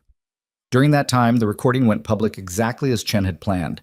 Every news outlet, every whistleblower site, every intelligence agency worldwide suddenly had access to 4 hours of documented corruption. The fallout was biblical. 3 governments collapsed. 17 high-ranking officials resigned. Federal prosecutors in 8 countries filed charges against hundreds of individuals whose names appeared in the recording, including Lucien Devereaux. There's a warrant for my arrest, Lucien said, watching news coverage on his laptop. Racketeering, money laundering, conspiracy to commit murder. They're throwing everything at me. Can you fight it? Not and when. The evidence is too solid. Then we run. New identities. Different country. We disappear. Lucien looked at her. You do that? Give up everything for a life on the run? What do I have to give up? My apartment burned down. My life in Blackthorn City is over. Everyone I know thinks I'm either dead or a criminal. Lena took his hand. You're all I have left. So yes, I'd run. With you. Anywhere. That's the most romantic and depressing thing anyone's ever said to me. Welcome to our relationship. They laughed, exhausted, slightly hysterical laughter that felt like release. Then Lucien's phone rang. Unknown number. He answered on speaker. Mr. Devereaux. Anton Volkov's voice filled the safe house. I have good news and bad news. Start with bad. Detective Chen is dead. My people found her 3 hours ago. She fought to the end. Very impressive. And the good news? Before she died, she told us where she stashed backup copies of the recording. 4 separate locations. My people are retrieving them as we speak. Within 24 hours, every copy will be destroyed. Lucian's eyes narrowed. Why would you do that? You could use those recordings against everyone on the list. Because mutually assured destruction benefits no one. That recording hurts me almost as much as it hurts you. So we're going to make a deal. What kind of deal? You disappear, leave Blackthorn City, never return. In exchange, I make certain evidence disappear from federal custody, the kind of evidence that directly ties you to specific crimes. Without it, prosecutors have circumstantial cases at best. What's the catch? The girl comes with you. I don't care where you go or what you do, but she leaves too, permanently. Lena and Lucien exchanged glances. Why? Lucien asked. Why help us? Because you saved my life at the cathedral. You could have left me there, taken your girl and run. Instead, you gave me covering fire long enough to escape. Volkov's voice softened fractionally. I may be a criminal, Mr. Devereaux, but I pay my debts. Consider this payment. I accept. Good. My people will deliver new passports and documentation within 6 hours. Use them well. And Devereaux. Volkov paused. For what it's worth, I hope you find whatever you're looking for. Love, peace, redemption. Whatever keeps men like us human. He hung up. Lena stared at the phone. Did that just happen? Did Anton Volkov just give us a way out? Apparently. Lucian looked stunned. We need to move. Pack light. Be ready to leave the moment those documents arrive. They spent the next hours preparing. Lucian contacted offshore accounts and transferred money through channels that wouldn't be traced. Lena gathered what little she had left, her student ID from the safe house, a photo from her phone's backup, nothing else worth keeping. The passports arrived exactly when Volkov promised. Canadian citizens. New names. Solid backgrounds that would survive scrutiny. Michael and Sarah Ross. Married couple. Clean histories. You ready? Lucian asked, holding up the documents. Lena looked at him, at the man she'd met 3 months ago beneath golden lights in a restaurant doorway, at the criminal who'd become her protector, her partner, her impossible choice. Yes, she said. Let's go. They drove to a private airfield where Volkov's people had arranged transport. Small plane. Experienced pilot who asked no questions.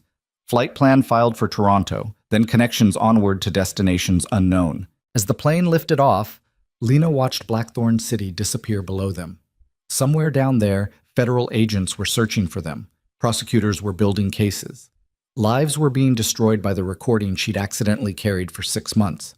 But up here, 30,000 feet above the chaos, there was only forward, only possibility, only the impossible future they'd chosen together. Lucian took her hand. Any regrets? Lena thought about her apartment, her cafe, her boring, safe life that had never really been hers. Not one, she said, and meant it. The plane touched down in Toronto 48 hours after leaving Blackthorn City. Lena and Lucien, now Sarah and Michael Ross, according to their Canadian passports, walked through customs with the practiced ease of people who had nothing to hide. The border agent barely glanced at their documents before waving them through. Outside, November rain hammered the pavement like tears the sky couldn't hold back. They took a taxi to a modest hotel in the downtown core. Nothing fancy, nothing that would draw attention. The room had 2 double beds, a window overlooking an alley, and the kind of anonymity that money couldn't buy but desperation could manufacture. Lucien collapsed onto the nearest bed the moment the door closed. His wound had reopened slightly during the flight, fresh blood seeping through the bandages Lena had changed in an airport bathroom. His face was gray with exhaustion and pain that even his iron will couldn't completely mask. We need to find a doctor, Lena said, examining the wound. This is getting infected. Can't risk it. Hospitals report gunshot wounds. Even in Canada. Then what? You just die slowly in a hotel room? I've survived worse. Lucian's attempt at a smile came out as a grimace. Give me 48 hours. If I'm not better by then, we'll reassess. Lena wanted to argue, wanted to scream that survival shouldn't mean watching him deteriorate because seeking help was too dangerous. Instead, she cleaned the wound again with supplies from a pharmacy, administered antibiotics they'd brought from the safe house, and prayed to forces she didn't believe in that it would be enough. 3 days passed in tense suspension. Lucien fought fever and infection, while Lana monitored his vitals with equipment ordered online and delivered to the hotel. She barely slept, barely ate. Her entire world narrowed to the rise and fall of his chest and the numbers on a digital thermometer. On the 4th morning, his fever finally broke. Lucien woke clear-headed for the first time since the shooting. He looked at Lena sitting in a chair beside the bed, still wearing the same clothes from 3 days ago, her eyes hollow with exhaustion. You look terrible, he said softly. You look alive. I'll take the trade. How long have I been out? 72 hours, give or take. You kept trying to speak in Russian. I didn't know you spoke Russian. I speak 6 languages. Hazard of the profession. Lucien sat up slowly, testing his body's limits. We need to move. Staying in one place too long gets people killed. Where would we even go? Away. Somewhere Volkov's reach doesn't extend. Somewhere federal prosecutors won't think to look. He pulled out his phone. A burner device, untraceable. I have contacts in South America. Costa Rica specifically. No extradition treaty with the U.S. Good infrastructure. Easy to disappear. You've been planning this. I've been planning every contingency since the day I realized loving you would destroy me. Lucien met her eyes. Costa Rica, new identities, small business to explain income. We could actually have a life, Lena. Not the one you imagined, but a real one. Together. Lena sat on the edge of the bed. What happens when they find us? And they will find us eventually. People like Anton Volkov don't just forget. Volkov gave his word. In my world, that means something.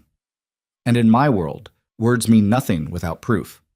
How do we know he's actually destroying those recording copies? How do we know he won't use them against you later? We don't. Lucien's honesty was brutal as always. But we're out of better options. Trust him or spend the rest of our lives running from shadows. Those are the only choices. I hate your world. So do I, but it's the only one we have.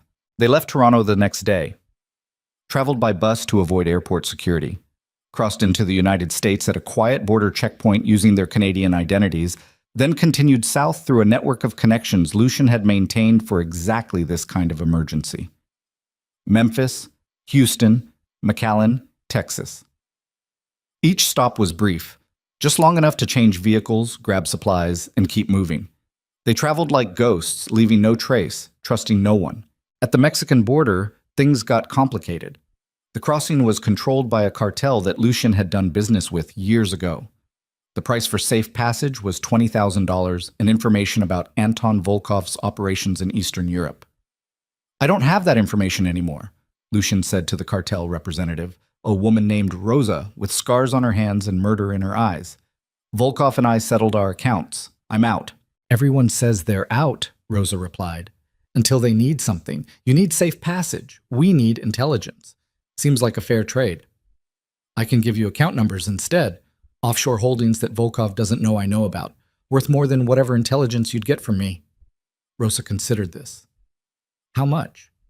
15 million, maybe more. Banks in Switzerland and the Caymans, completely untraceable to Volkov's main operations. And why would you give that up? Because it's useless to me now. I can't access those accounts without triggering alerts that would lead federal authorities straight to me. But you could. Clean the money, move it through your channels. Everyone wins. Rosa smiled. You always were pragmatic, Devereaux. Fine. Give me the account information. You and your woman get safe passage to Costa Rica. But if you're lying, I'm not. Then we have a deal. Lucien wrote down account numbers from memory. Strings of digits that represented fortunes he'd accumulated over decades of criminal enterprise. Fortunes he was now giving away to buy freedom for himself and the woman beside him. Rosa verified the information through encrypted channels. 30 minutes later, she returned with 2 Mexican passports and a satisfied expression. The accounts are real. You're clear to cross. She handed over the documents.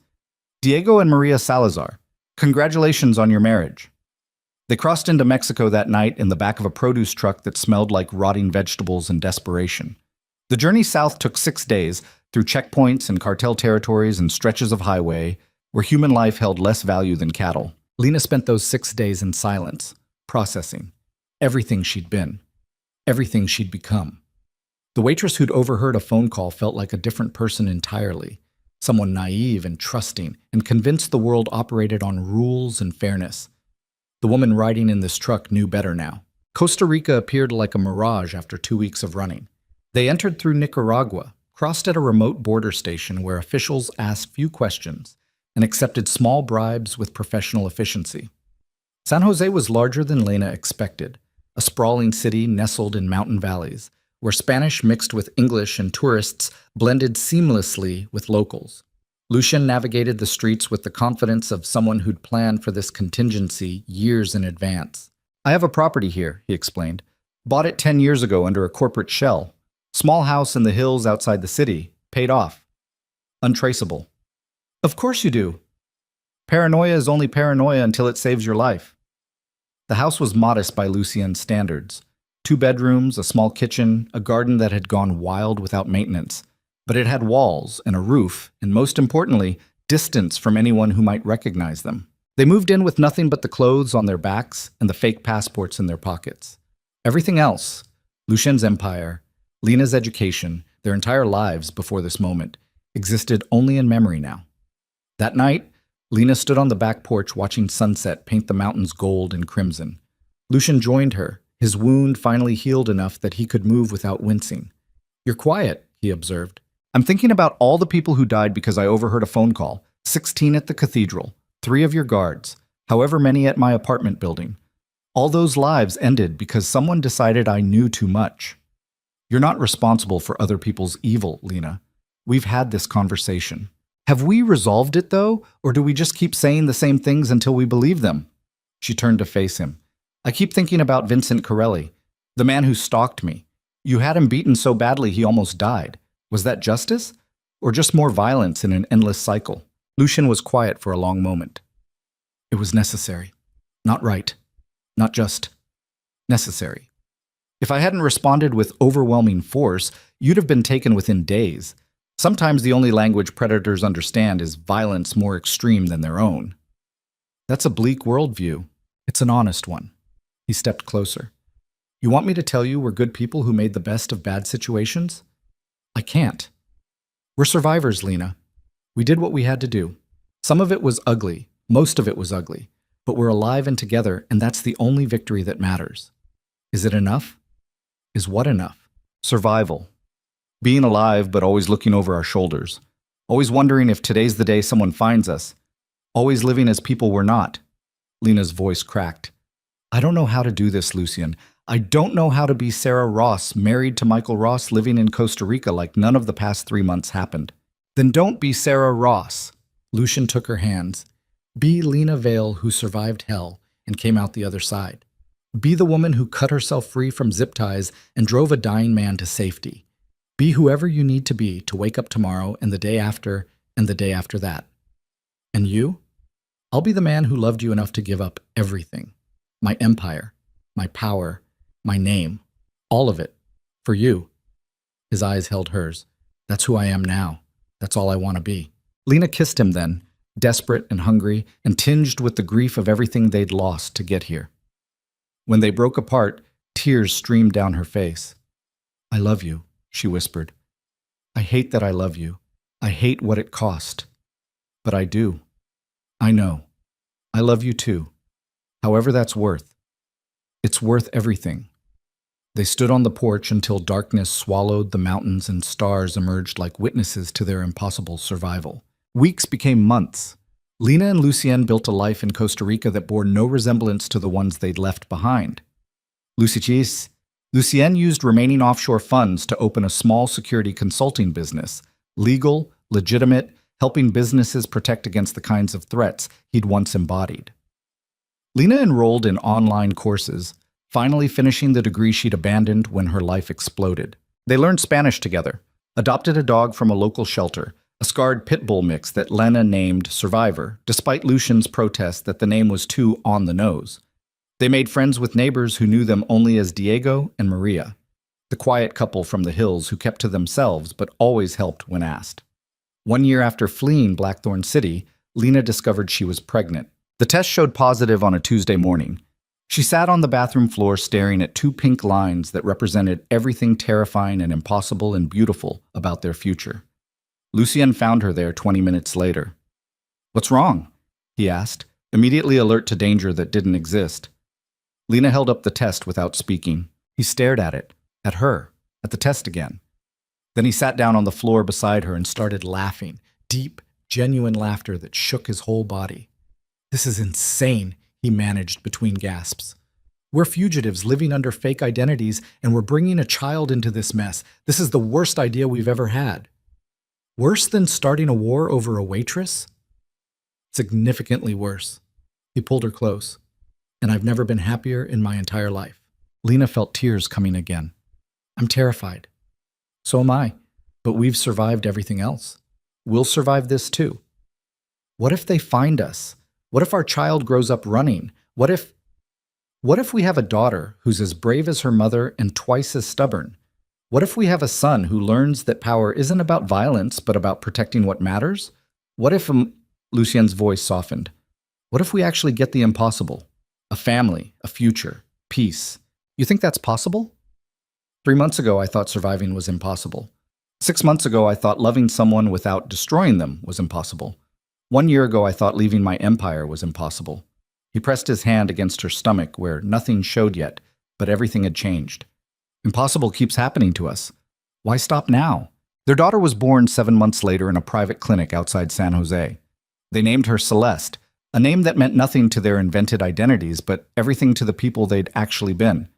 Lucien cried when he held her for the first time.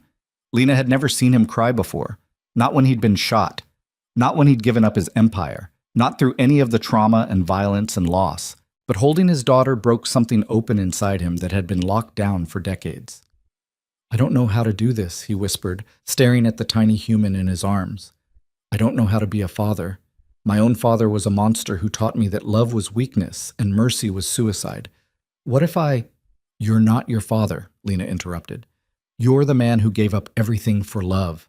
The man who chose me over power. That's who you are. That's who she'll know. Celeste grew, learned to walk, learned to talk, learned that her parents loved her fiercely and protected her absolutely, but also carried shadows they never quite named. By the time she was 3, Lena and Lucien had built something that almost resembled normal. School for Celeste, work for both of them. Friends who knew them as Diego and Maria and never questioned the faint scars or the way they sometimes flinched at sirens. Then one morning, 4 years after fleeing Blackthorn City, Lucien received a phone call from a number he'd never expected to see again. Anton Volkov. Lucien answered on the porch while Lena played with Celeste in the garden. His hand tightened on the phone hard enough to crack the case. How did you get this number? He asked quietly. I've always known where you were, Devereaux. From the moment you landed in Costa Rica. Volkov's voice was tired, older than Lucien remembered. I've been monitoring your situation, making sure no one else found you, making sure you stayed dead as far as the rest of the world was concerned. Why? Because I owed you a debt. And because what you built in Costa Rica, the family, the peace, that's worth protecting. Volkov paused. I'm calling to tell you the debt is paid. The recording copies have been destroyed. Every federal investigation that mentioned your name has been closed due to lack of evidence.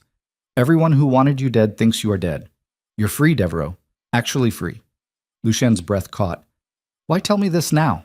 Because I'm dying. Cancer. 6 months at most.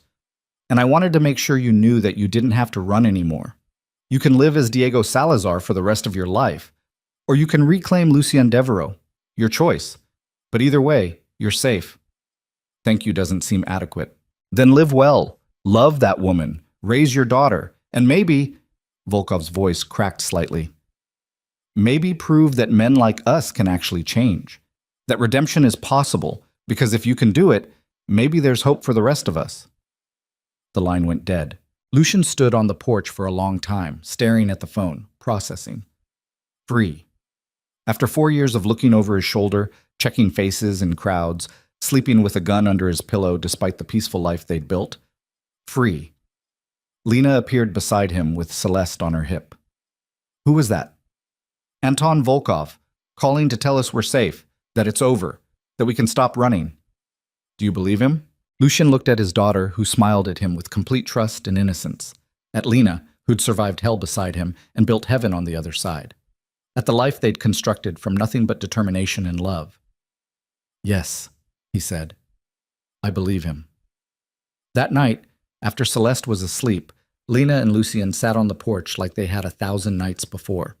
But this time felt different, lighter, like chains they'd carried for years had finally fallen away. What do we do now? Lena asked. If we're really safe, if we don't have to hide anymore. We could go back, reclaim our names, face whatever legal consequences remain. Could you do that? Go back to being Lucien Devereaux? Face prison? I could if you wanted me to, if being Sarah Ross forever isn't enough. Lena was quiet for a long moment. I don't want to go back.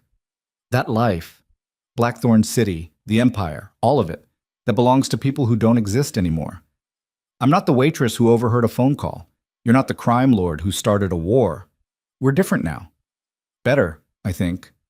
Or at least trying to be better. So we stay. Diego and Maria Salazar, Costa Rican citizens, small business owners, parents, boring and normal and alive. Boring and normal sounds perfect. Lucien took her hand. I never apologized. For dragging you into my world. For the violence and the fear and everything you lost. Because I was selfish enough to want you anyway. Don't. Lena squeezed his fingers. I made my choices. Took your hand at Aurelio's. Got in your car. Attended those events. All of it.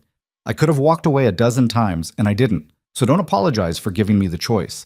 Apologize for almost dying and scaring me half to death in that safe house bathroom.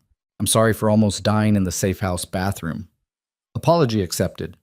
They sat in comfortable silence while night settled around them like a blanket. Somewhere in the house, Celeste slept peacefully, dreaming whatever 3-year-olds dreamed about. Dogs barked in the distance. Wind rustled through trees. Life continued in its mundane, beautiful way. I want to tell her the truth someday, Lena said quietly, when she's old enough, about who we were, what we survived, what it cost. Why? Because she deserves to know that people can change, that you can do terrible things and still become someone worthy of love, that survival isn't pretty, but it's possible. Lena turned to look at him, and because our story, however dark it got, ended with something good, with her, with this, that matters. It's not exactly a bedtime story. No, but it's ours. And maybe that's enough. Years passed. Celeste grew into a bright, fierce child who inherited her mother's intelligence and her father's protective instincts. When she was 7, a little brother joined the family, Mateo, named for no one and nothing except the life they'd built. Lucien taught both children how to defend themselves, but also how to show mercy, how to recognize danger, but also when to trust, how to survive in a world that wasn't always fair or kind, but also how to make that world better through small acts of courage and compassion. Lena finished her degree and started teaching English at a local school. She loved the work, shaping young minds, helping students find their voices, making a difference one person at a time. It was the opposite of serving coffee to people who didn't see her. These students saw her, respected her, learned from her. Diego Salazar's security consulting business grew steadily. Legitimate, legal, helping protect people instead of threatening them. Lucien found unexpected satisfaction in using his knowledge for good, training security teams, advising businesses on threat assessment, teaching people how to stay safe without violence. The scars remained. Lena still flinched at unexpected loud noises. Lucien still slept light and woke at the smallest disturbance. Both of them checked faces in crowds more carefully than necessary. Some trauma never fully healed, it just became part of who you were. But they healed enough. They lived well. They loved fiercely. One evening, 15 years after fleeing Blackthorn City, Lena stood in their garden watching Lucien teach Mateo how to throw a baseball while Celeste practiced guitar on the porch. The sunset painted everything gold, the mountains, the house, the family she'd somehow managed to build from the wreckage of her old life. Lucien caught her watching and smiled. Not the dangerous smile of the crime lord she'd met beneath golden lights. The real smile, the one reserved for moments when he was genuinely, impossibly happy. He crossed the garden and wrapped his arms around her waist from behind, resting his chin on her shoulder. "You okay?" he murmured. "I was just thinking about that night, the first night, when you walked me to my car and I had no idea my entire life was about to change." "Regret it?" "Not for a single second." Lena leaned back against him. "I've been thinking about what to tell the kids. When we explain, how much they need to know." "What did you decide?" "The truth, all of it. The violence and the fear and the terrible choices, but also the love, the sacrifice, the way you gave up everything to keep me safe, the way I chose you even when every logical part of my brain screamed to run." She turned in his arms. "I want them to know that love isn't always pretty, that sometimes it's messy and complicated and costs more than you can afford, but it's still worth it. That's a lot of weight to put on teenagers. They can handle it. They're ours. They're strong." Lucien kissed her forehead. "When this moment comes, when we sit them down and explain that their parents used to be different people with different names running from different lives, promise me something." "What?" "Promise me you'll also tell them that meeting you was the best decision I ever made. That every terrible thing I did before you led me to that moment outside Aurelio's. That redemption is possible, but it requires being loved by someone brave enough to see past the monster, to the man underneath. I promise. As long as you promise to tell them that I was terrified every single day but stayed anyway. That courage isn't the absence of fear, but the decision to keep moving forward despite it. That ordinary people can survive extraordinary circumstances if they refuse to give up." "Deal." They stood in the garden while twilight deepened around them. Celeste's guitar chords floated through the air, imperfect but improving. Mateo ran through the grass chasing fireflies with the dog who'd long since earned a name beyond survivor. This was their life now. Not the one either of them had imagined. Not perfect or easy or free from shadows, but real. Hard-won. Theirs. And in the end, that was enough. More than enough. It was everything. Years later, when both children were grown and living their own lives, When Lena's hair had gone silver and Lucian moved with the careful deliberation of old wounds that ached in cold weather, they returned to the porch for one final conversation. "Do you think we made the right choice?" Lena asked. "Staying here, never going back." "I think we made the only choice we could live with." Lucian's voice was rough with age but steady with certainty. "We could have returned to Blackthorn City, reclaimed our identities, faced the consequences, maybe gone to prison, maybe gotten killed by someone with a grudge, or—" He gestured to the house behind them where photos of their children and grandchildren covered every wall. "We could build this. A family. A legacy that has nothing to do with crime or violence or empire. Love instead of fear. Creation instead of destruction. Chacham. Equos. No regrets? Only one." Lucian turned to face her. "I regret that I can't go back and tell the man I was, the one who thought power and fear were the only things worth having, that he was wrong. That there was something better waiting. That a frightened waitress stumbling into his restaurant would save him in ways he couldn't imagine. I'm not sure that man would have listened. Probably not. But I like to think some part of him knew. That's why he walked you to your car. Why he gave you his number. Why he started a war rather than let you go." Lucian took her hand. Some part of him recognized you as the thing he'd been missing his entire life. He just didn't have the language for it yet. And what was I missing? Someone who saw you, really saw you, not as a waitress or a witness or collateral damage, as Lena, brilliant and brave and capable of surviving anything the world threw at you. They sat together while the sun set one more time over the mountains they'd called home for decades. Somewhere in the gathering darkness, their past lives existed only as stories now, cautionary tales about the price of survival and the cost of redemption. But here, in this moment, there was only peace. Only the quiet satisfaction of having lived long enough to prove that change was possible, that monsters could become men, that love could bloom in the darkest soil and grow strong enough to bear fruit for generations. Lena leaned her head on Lucian's shoulder. "If you could do it all again, knowing everything that would happen, everyone who would die, all the pain and fear and running, would you still take my hand that night?" Lucian didn't hesitate. "Every single time, in every possible version of our lives, I would always choose you." "Even knowing what it would cost?" "Especially knowing what it would cost.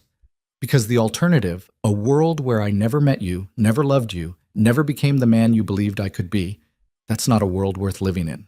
Lena closed her eyes, feeling the warmth of the man beside her and the weight of the life they'd built together. "Then I guess we did okay. For two people who had no business surviving. We did better than okay. We did impossible." "Yeah," Lena whispered. "We did." They stayed on the porch until stars filled the sky. Those same stars that had witnessed their escape from Blackthorn City 15 years ago, that had watched them build something beautiful from ruins and ashes. And when they finally went inside, locking the door behind them one last time, they did so knowing that their story, however dark it began, had earned its ending. Not a fairy tale, not a tragedy, just a life, messy and complicated and hard-won. But theirs. Absolutely and completely theirs. And in the end, that was the only victory that mattered, the only impossible thing they'd ever needed to prove. That love, real, fierce, uncompromising love, could survive anything, even themselves. The end.